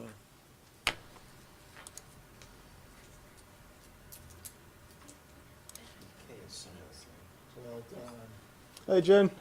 Hey, there you are. Hello, Jennifer, this is Max, Select Board. We have Irene Renner, Mike Blakeman, and Sue Cook. The fifth selectman is not able to join us, but we thank you for taking time to join us via Skype.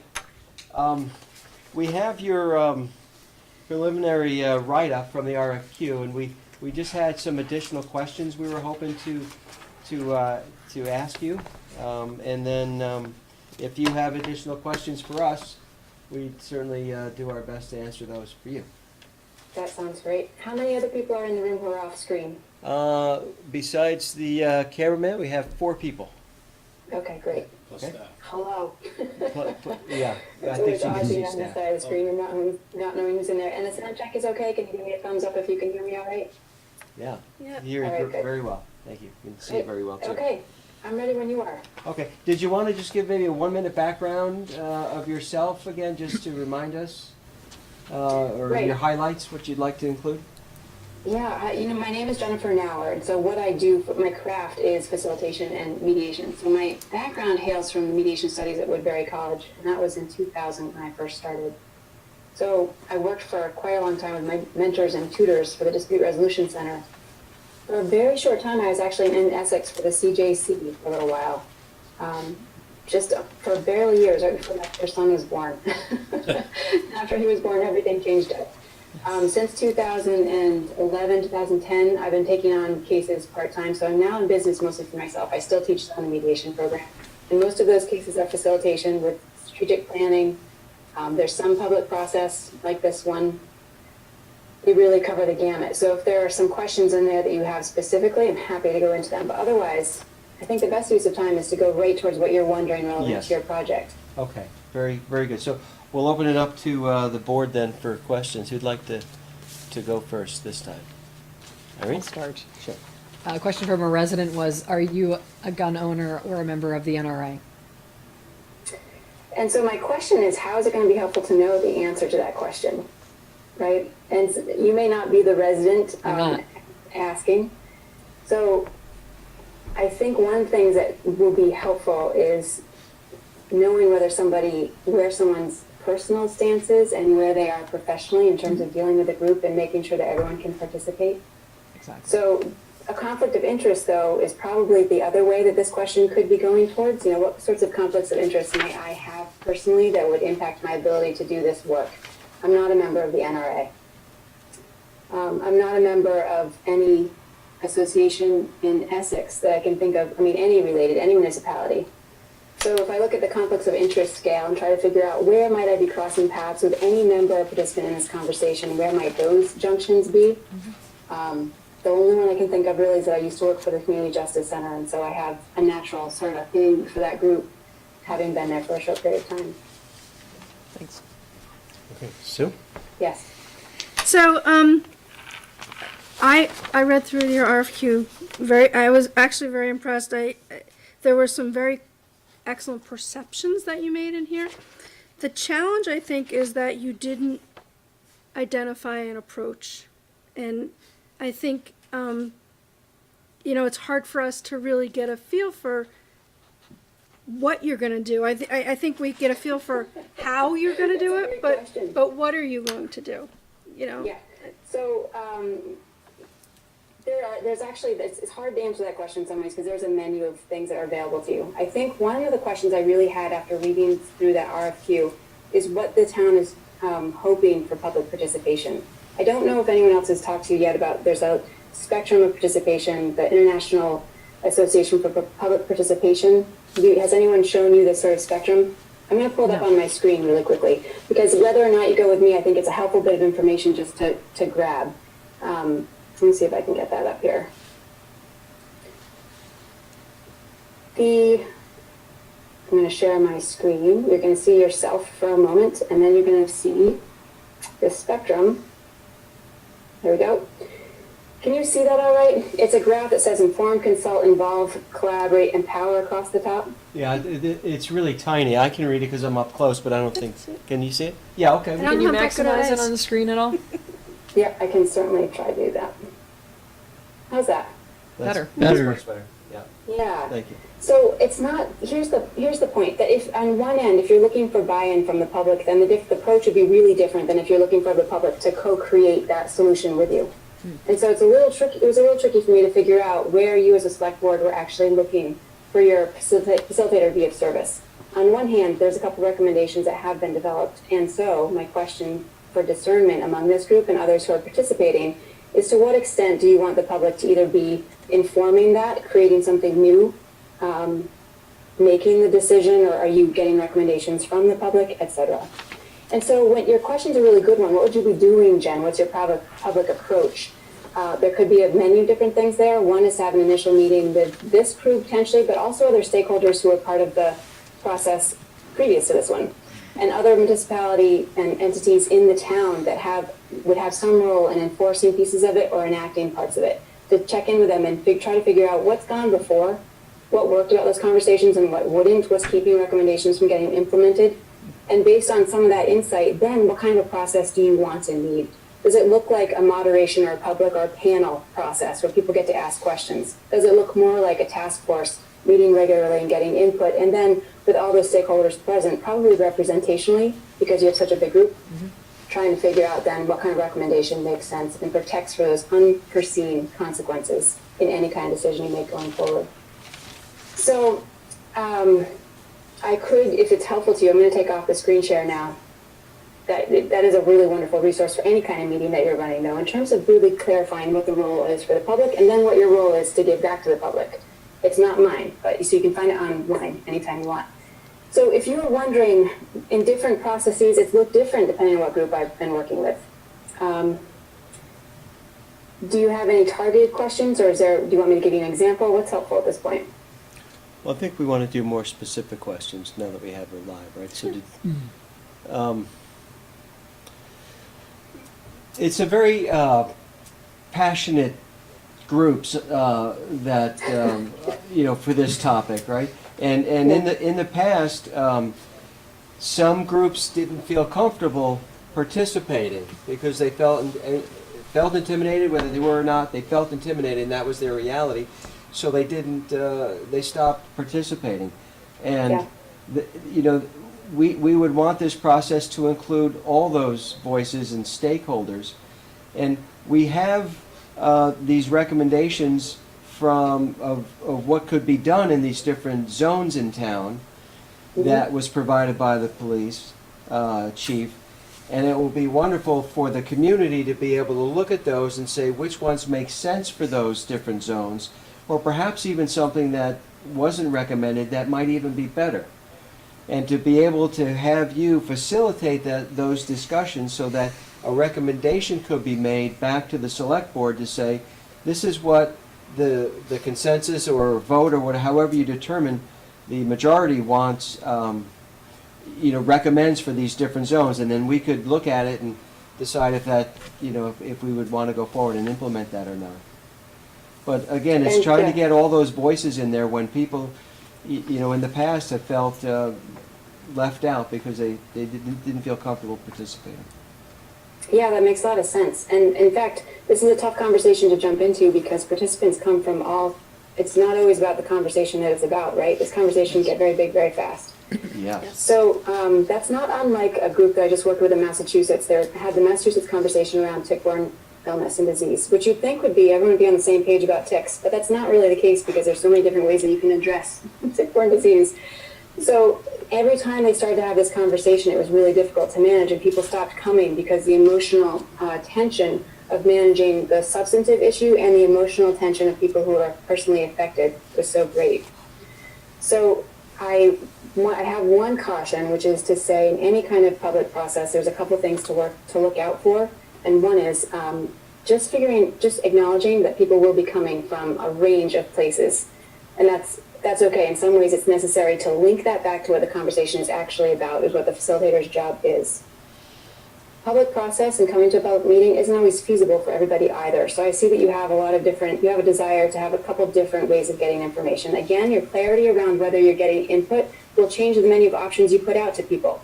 So if you really want people to engage with information in a way that makes sense to them, as in getting their buy-in, it might look different. It might be a panel presentation, some webcast sort of like this with some chance to ask questions. It could be a multimedia. There could even be messages that go out and forums, frequently asked questions, kinds of sites that are interactive. If what you're looking for is a collaboration, for example, this is more of a negotiation that you're looking for people to come up with, integrate information, ask questions, frame different questions, and then really come out a solution that they could bring to the select board, then it's a different kind of process because you're looking for people to be able to talk, exchange ideas, track issues. In a public process like this, that's a lot of people, so you're probably looking at a task force that represents several different parties. Lots of people can participate, but when it comes down to actually negotiating it, you've got smaller people in the room who are looking out for all those different interests. And so those folks who are more reticent to come might actually have more of those conversations around the dining room table than they will in the conference room. Mm-hmm. And that's legit in a process like that, because not all people are even able to come to meetings like in this format. Right. Virtual, this is great sometimes, but not for everybody. So it's going to meet some people, but not everyone. Just another plug is that virtual meetings can mean something like this, which is very interactive, where you have screen sharing and different give and take. But it can also be short little 3 to 5 minute presentations that are recorded and scripted. So you're giving some information that has some voice and some animation and some invitation to get messages back. You can have surveys. You can also have conversations. So this could happen in a concert of different ways. Okay. It does come back, though, to figuring out really what your purpose is, which leads me to a question for you. Okay. When you talk about whether you as a select board, what you're looking for a recommendation, if you're looking for a single facilitator to provide that recommendation, I'm probably not your gal. And that's because it would be very difficult for me to manage those conversations in a balanced, participatory way and try to interpret the content that comes out of it in order to say, this was the majority vote, or this was the 3/4 vote. It's so subjective. So I think with something that's, especially if it's gone through this process a couple of times, what you're probably looking for is one entity to make that recommendation and an entity to facilitate it. That entity to make the content recommendation could be an office that's already in Essex. It could be the police chief. It could, for example, who has recommendations. It could be a task force representatives. It could be the select board. But at any rate, a group of citizens and stakeholders who are actually representing those interests and looking out for in that negotiation, which can't all happen in my brain. Right. Those two things are going to bump up against each other. Okay. Good. Thank you, Jennifer. Yeah. Other questions for Jennifer? Mike? I think I'm pretty well good. Okay. Thanks. What do you, have you ever had separate forums for separate groups so that those perhaps who have felt intimidated have a place to be able to participate because they may not want to participate in one that has everybody? Do you think that's a reasonable approach, or would you think that's not a reasonable approach? It's always reasonable, but it's hard to answer that question without knowing what your objective is for the what you want that public participation to be. So if it is informing the ultimate decision, of course it makes sense to have lots of different opportunities for people to show up where it's intuitive to them, where it makes sense, and where they can do their best work. And it might even make sense to do outreach that could happen at certain different meetings. It doesn't have to happen everyone in the same group. But in terms of integrating and digesting that information and coming up with something that then speaks for the collective, we do shuttle mediations in separate rooms with groups, in smaller groups, but for a public process, that would be tricky for me to do. It doesn't mean you might have the right person who has the content expertise and can go and do that and craft a recommendation for you. It's a perfectly legitimate approach. It's just not one that I would be well suited for. Okay. Okay. Good. Thank you. Yeah. Pat? I have a lot of respect for people who try to put things together when we're being pulled apart as a society in many, many ways. And as an engaged person, I'm sure you have lots of opinions. How do you keep your personal opinions out of your work? I love that question. So it's a question mediation students ask all the time too. So we are not neutral beings. We are fully biased people, and it's working on those biases in a way that makes sense and it doesn't get in the way of balanced participation. That's the real question about why I am not the kind of person who wants to put myself into a content interpreting position, especially not for this one, not being a resident of Essex and not being an expert on firearms. That's not my role. My role is in bringing people into the table to have a conversation about it and make sure that people have a space to do that work with each other. Now, if that sounds like it's sidestepping your question, let me know what your concern is and I'll see if I can take a much more direct approach. Well, during the course of the discussions, you might favor one side more than the other. How do you control yourself from doing that? It's actually sometimes true. There will be a different, in any conversation, there will be some ideas that seem like they have flair and others with the logic isn't as intrinsic to me. So what are the mediator's tools for working with that? One is to make sure that we're always framing and trying to figure out what the issues are, and they are always sent back to participants to see if it's accurate or not. Am I understanding what this is for you? And with the group, it's saying, are all of you trying to figure out X, Y, Z? When I look at this situation, I think what this group is trying to do is to figure out an appropriate array of engagement and enforcement points to minimize the likelihood of accidental firearm injury, particularly in multi-use areas. So that's how I frame it right now, just reading your RFQ. And I would look at a group of people and they'd either be showing me some nods like, yeah, you're close, or I'd see a look on someone's face that says, that's not what we're trying to do at all, Jen, and I have to get really curious about what that person is trying to do. Biases, the other tool I have is that if any participant says, Jen, you right now seem to be taking this particular side over another, I get to be really curious about it in that situation and try to figure out, well, what is your recourse then? And what am I missing? Because there are always going to be some things that I miss. That's an invitation that I put out to almost any group I work with. Good. If they feel like they can't tell me something, what is their recourse? They really need to know what it is. Thanks. Yeah. Very good. Mike? Ms. Nauer, this is just a hugely charged subject, and I can't help but think that there are going to be some within the participating group that may try to steer this toward the more broader question about firearms in general, as opposed to our work to try and craft a safe ordinance. So Yeah. I'd be interested in your tools, the tools you would use to try and steer that back. It's a great question. So there's a couple tacks. First, I will say that overall, firearms is a very complex discussion, and there's lots of different threads to it and pieces to it.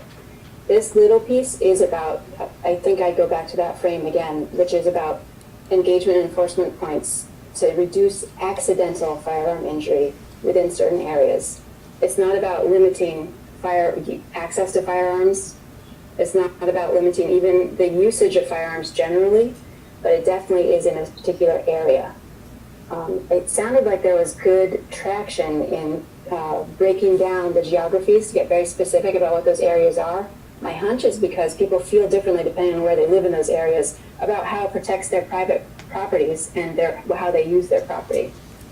So I think one of the tools that I have is to try to figure out what is someone's concern and help them link it to the very specific task at hand. What does that particular concern have around this ordinance? What kind of intelligence is in it that this ordinance would want to be taken into account? And what sorts of, what isn't going to get solved in this discussion but might need to go elsewhere? I would expect that this kind of discussion would be particularly charged right now because there's a lot of fear and emotion around around active shooters situations, right? Which is a completely different situation than accidental injury, but it still is all part of this bigger discussion about firearms and how communities greet them and try to handle firearms as a community. And so, to a certain extent, I'm not sure that any tool is going to prevent that from coming to the conversation. I think it's trying to figure out how to work with it in a way that's truly compassionate and really figures out what is the intelligence behind that comment. Right? Yeah. Okay. One thing I will say is that I'm mindful of, and I'll just need to think about with whoever else is working on this task, if I were to be taking it forward, is figuring out where do those other conversations happen, and how do you make room for very quickly bridging that intelligent piece of insight that someone has and linking it to this particular topic of the ordinance. Because I think in this particular exchange, there can be some pretty extreme views, and when it gets to be too emotional or too rhetorical, then it's not so useful for the specific ordinance.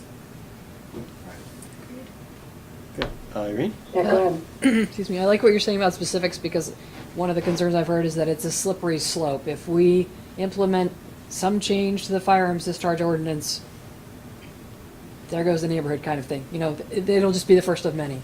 So I like that you're framing it as very specific, and the more you can reassure participants that this is. Well, and you know, there's always legitimate concerns there too. So what assurances does someone have that it's not a slippery slope? Exactly.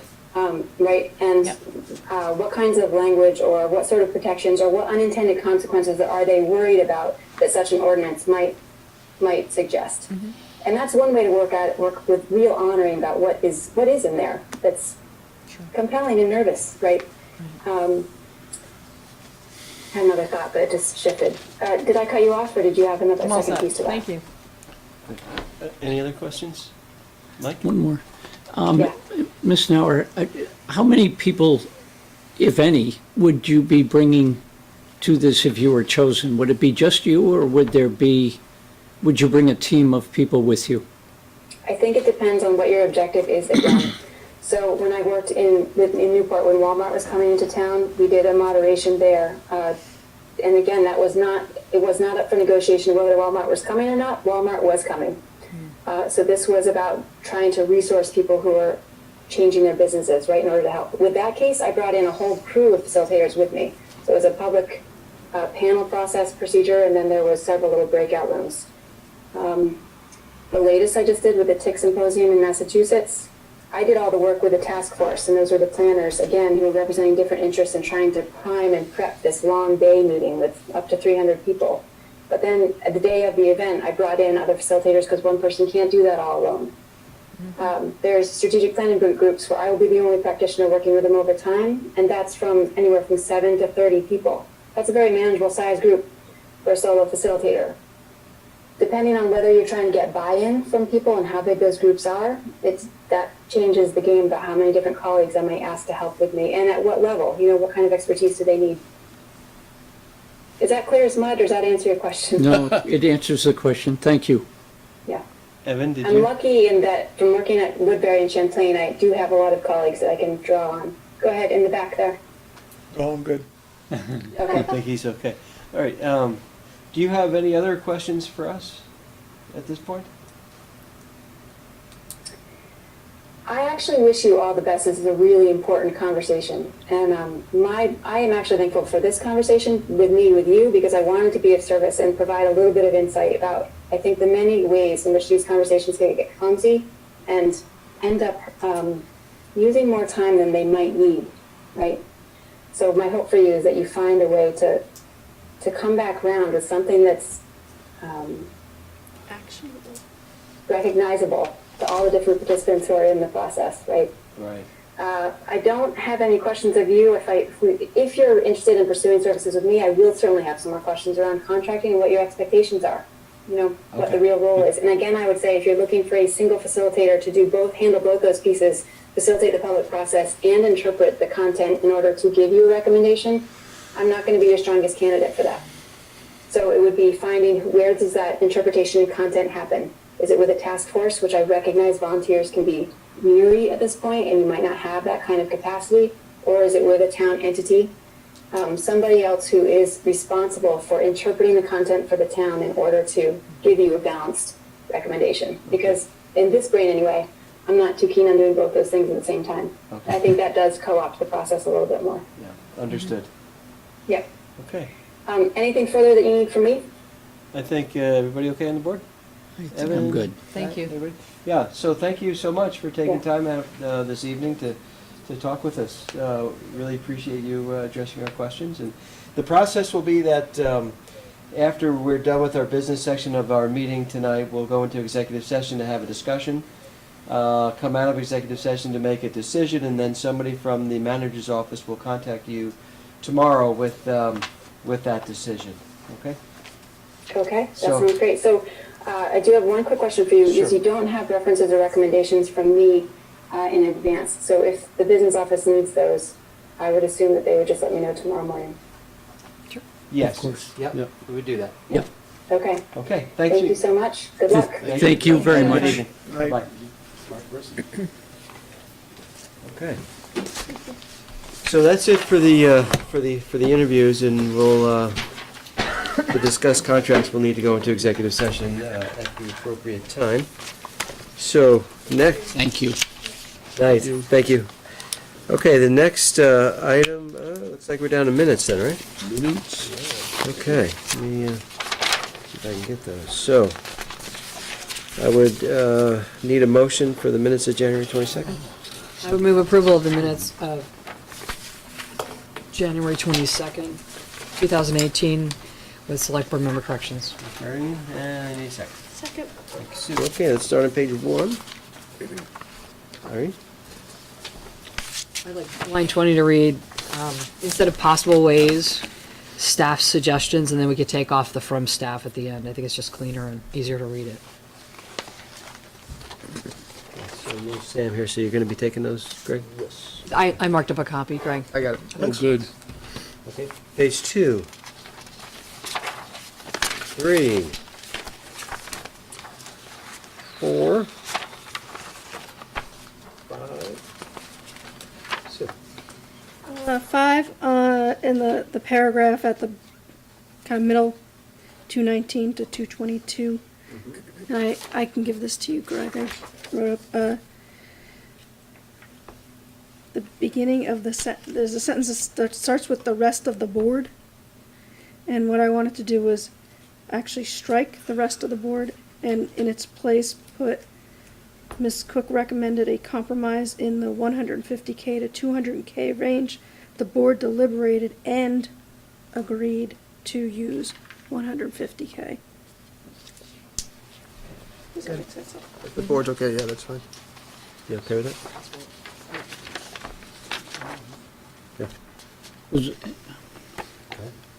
no disrespect, Yeah. was that on the tape? I mean, because that's a complete change from Well, that- what was recorded. It's just more detail. It's just more detail, exactly what it is. This was at a very high level. Okay. Okay, that's what we talked about. You can give me those. Page 6? Okay, that's it. So all those in favor of the January 22nd, 2018 Select Board minutes with corrections signify by saying aye. Aye. Aye, opposed, okay, motion passes 4-0. I need a motion for the January 29th minutes, I please. move approval of the January 29th minutes with select board member corrections. All right, and a second. Second. Mike, okay, let's start on page 1. Page 2. Page 3. 135, it's Mrs. Clough, right? Not Yeah. Cough. Yeah, I did see that too. You have that one? Okay, Yeah, okay. Yeah, that's the spelling where we should do it. Cough and hard copy. Clough. What line was that, Max? That was line 135. Put a L in the cloth. Okay, page 4. You had comment from Andy. Do you want me to read through those? Yeah, for which page? Page 4. Sure, let's hear. It's lines 173, 174. He stated that the adding education tax increase from the state of Vermont, striking out the next few words and replacing it, will be on the order of 8 cents, and changes in the federal tax code, adding some language, will make property tax increases more expensive for many. I mean, that was the gist of our conversation, as I recall. Yeah, I saw that in his email. That was good. It's fine. Yeah, okay. Good. Anything else on 4? 5, 6, and 7. Okay, all those in favor of the January 29th Select Board minutes with corrections signify by saying aye. Aye. Aye, opposed, I'd move approval of the February 5th minutes with select board member corrections. motion passed 4-0. Okay, do I have, thank you, Irene, do I have a second? Second. Okay, we'll start on page 1. Irene? I'd like a new paragraph, please, under agenda additions and changes, so it would be starting somewhere after line 26. The new paragraph states, Ms. Renner asked whether she should speak to the website she created to provide info to voters about the regional dispatch issue during public to be heard, or later in the meeting. The chair advised her to wait until the consent agenda. Which is what we did. I do recall. Anything else on 1? Page 2. And 3. Irene? On line 125, I'd just like to insert the word town before the word taxes, so it says, by increasing town taxes for town outside the village residents, and then I would insert decreasing town taxes for TIV residents accordingly. Since that's the definition we're familiar with. Anybody have an issue with that? Good? Okay. Anything else on 3? Page 4? Irene? Line 50, I just want to strike, she felt that. We're still talking about my ideas, so I think we can just start this with right now. Okay. Then on line 171, please, in the middle of the line where there's a period, I'd like to insert this sentence, she offered Puerto Rico as a second example.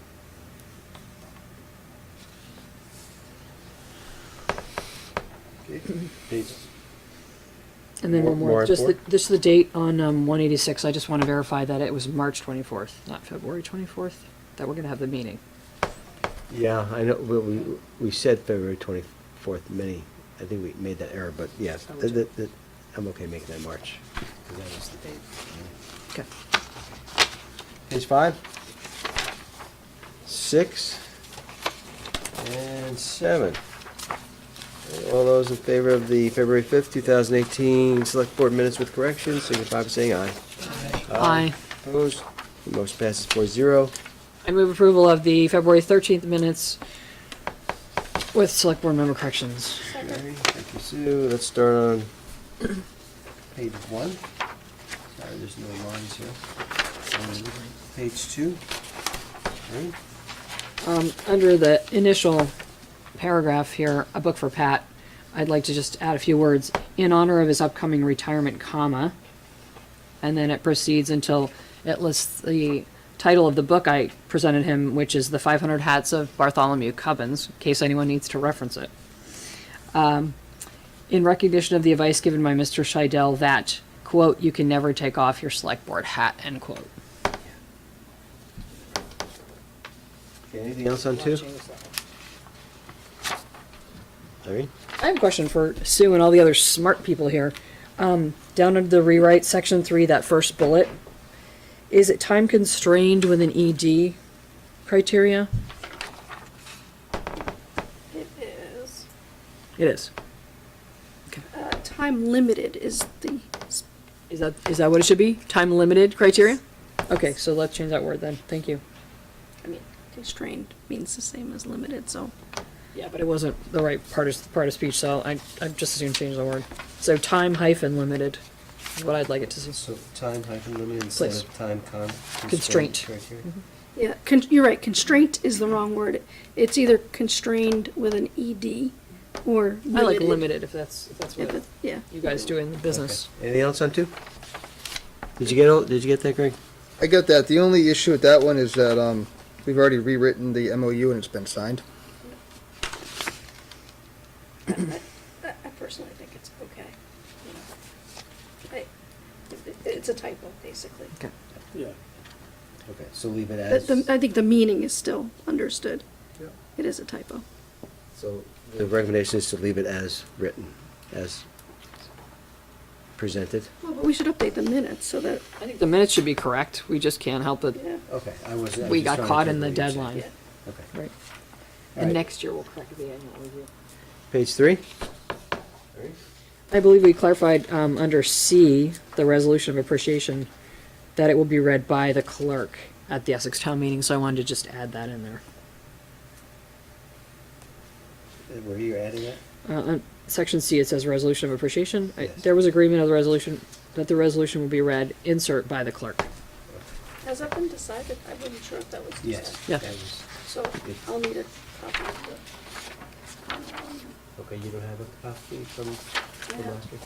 I have the one from last meeting, but we changed, we added a reference to the Vietnam That's right. service. We did. I'll get you a copy. Oh, the resolution? Right. I thought you meant what you're gonna. No, do no, at no, I town do, meeting. I do have a copy of the The other thing. meeting about the, community coming The together. civility thing? Yes. And That then- I do have, yes. But, no, I was this, I think, is the resolution for Pat. Right. And that's what I was asking, has that been decided, that I'm gonna be reading that? And if it is, then I need a copy of the current version.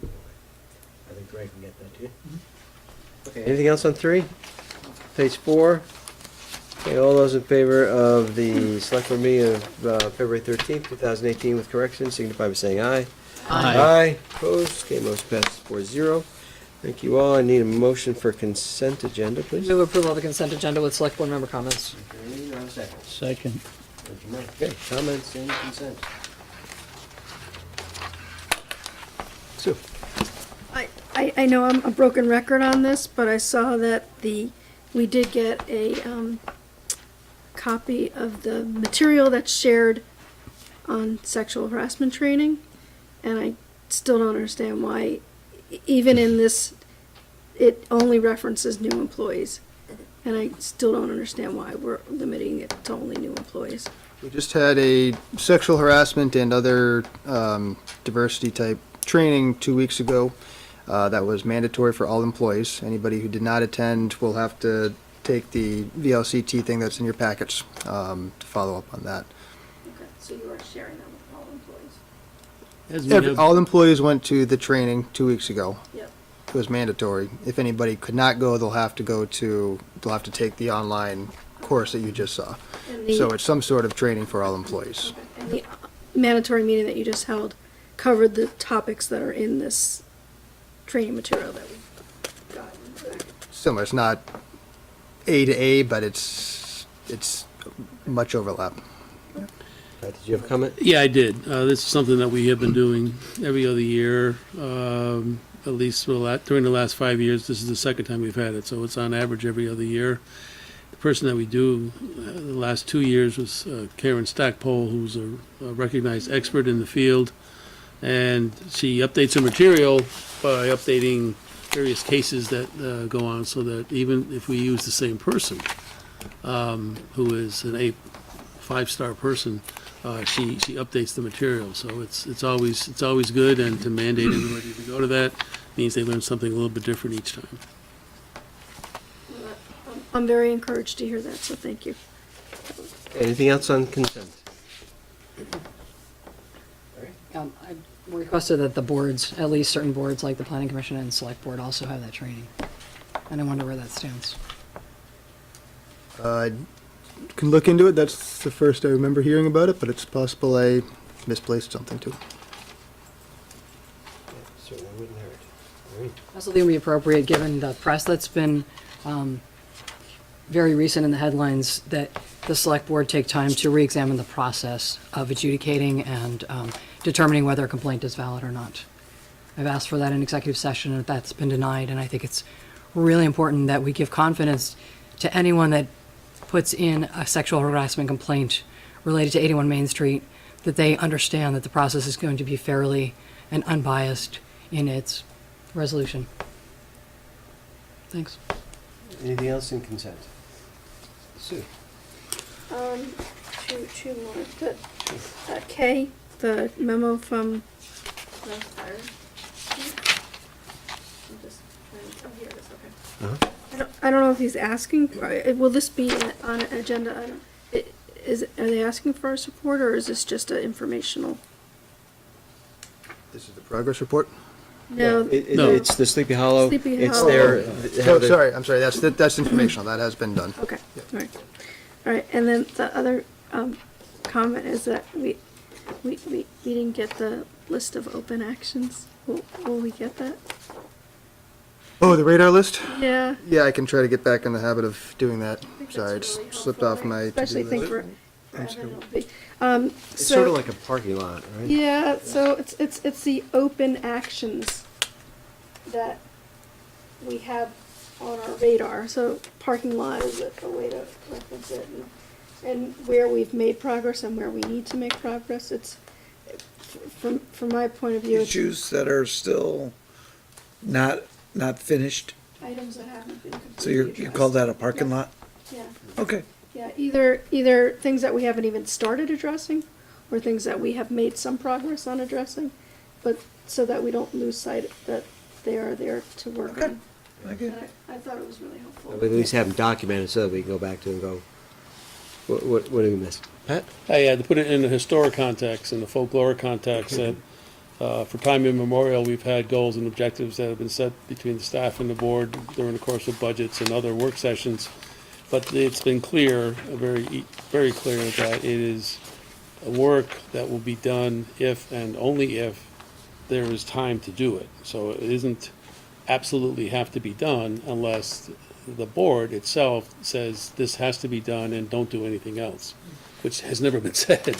So we've always had a list of objectives and goals and status reports, and how we have reported out whether or not something is 25% done, 35% done, has really been more the question that to the staff. So how can you say something is 25% done by what by measurement? So this has been something that we have always had as an organization, suspect that we always will have as an organization. When you have just so few people to do all the routine work and all the extra work that comes up gets more important because of its urgency, there's an effort has been made to try to keep the board apprised of where we are with those. Just because we haven't done anything doesn't mean we haven't forgotten. We didn't forget them. We just don't have time to do them. But the board needs to know that and assign the priority for that, so that you won't always be feeling you're behind the eight ball. Well, an excellent example is the firearm discharge conversation that needs to happen. And it was actually right when I joined the board 2 years ago, when there was another, fortunately no one was injured, but a stray bullet, and it reared its head again. And we knew that there needs to be some sort of public engagement on this, but it hasn't, Got there. But we need to at least have that on a list somewhere, so we know we need to follow through on that. Understand. Yeah. It's a still to-do list. Yeah. Yes, oh yeah. Any other consent items? I'm really thankful to Andy for pulling up these numbers, and then I had Yeah. a friend who knows finance go through them and analyze them, and Mona Shepherd's analysis, at least, was that it's pretty much been a wash between the town and the village, the consolidations that have happened so far. We handed off the highway tax, we took on some streets and highways, both were about $1 million each.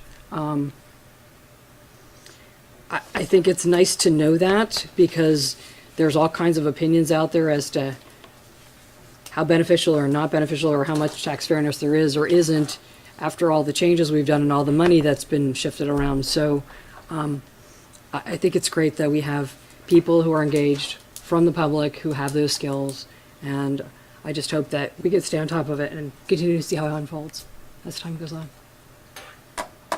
Okay, anything else on consent? Okay, hearing none. All those in favor of consent agenda signify by saying aye. Aye. Aye, opposed? Okay, motion passes 4-0. So next item is, we need an executive session to discuss contracts.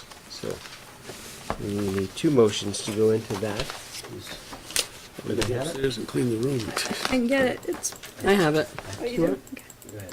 I move the select board make the specific finding that premature general public knowledge of the town's position concerning the proposed contract discussion would place the town at a substantial disadvantage. Thank you, Irene. Do I have a second on motion one? Thank you, Sue. Any further discussion? All those in favor of motion one signify by saying aye. Aye. Aye. Opposed? Okay, motion passes 4-0.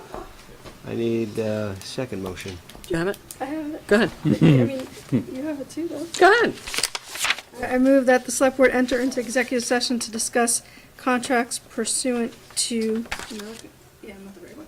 Contracts pursuant to 1 VSA 313A1A to include the municipal manager, municipal managers, no, just municipal manager, unified mayor, okay. Got it, so municipal manager, unified manager, and deputy town manager. Okay, thank you. Do I have a second? Second. Mike, all those in favor of motion two, to go into executive session, signify by saying aye. Aye. Aye. Opposed? The motion passes 4-0. What we do, we're done with our business, regular business. We're going to executive session. I'm going to let Scott break down. So there's a conference room upstairs. So we'll head up there and have our discussion. God, have a Let good night. Scott break down. Breaking down. Are you gonna like break? Not break dance. And Is there break something dance. that comes, is there something that's gonna come out of that? Yes. A decision or a vote? or Yes. something? Yeah. So Greg, can you just have to our folks a note in the morning so we can put that as a full screen at the end of this with the results of this? That's something you can do, Greg? Check, there's no.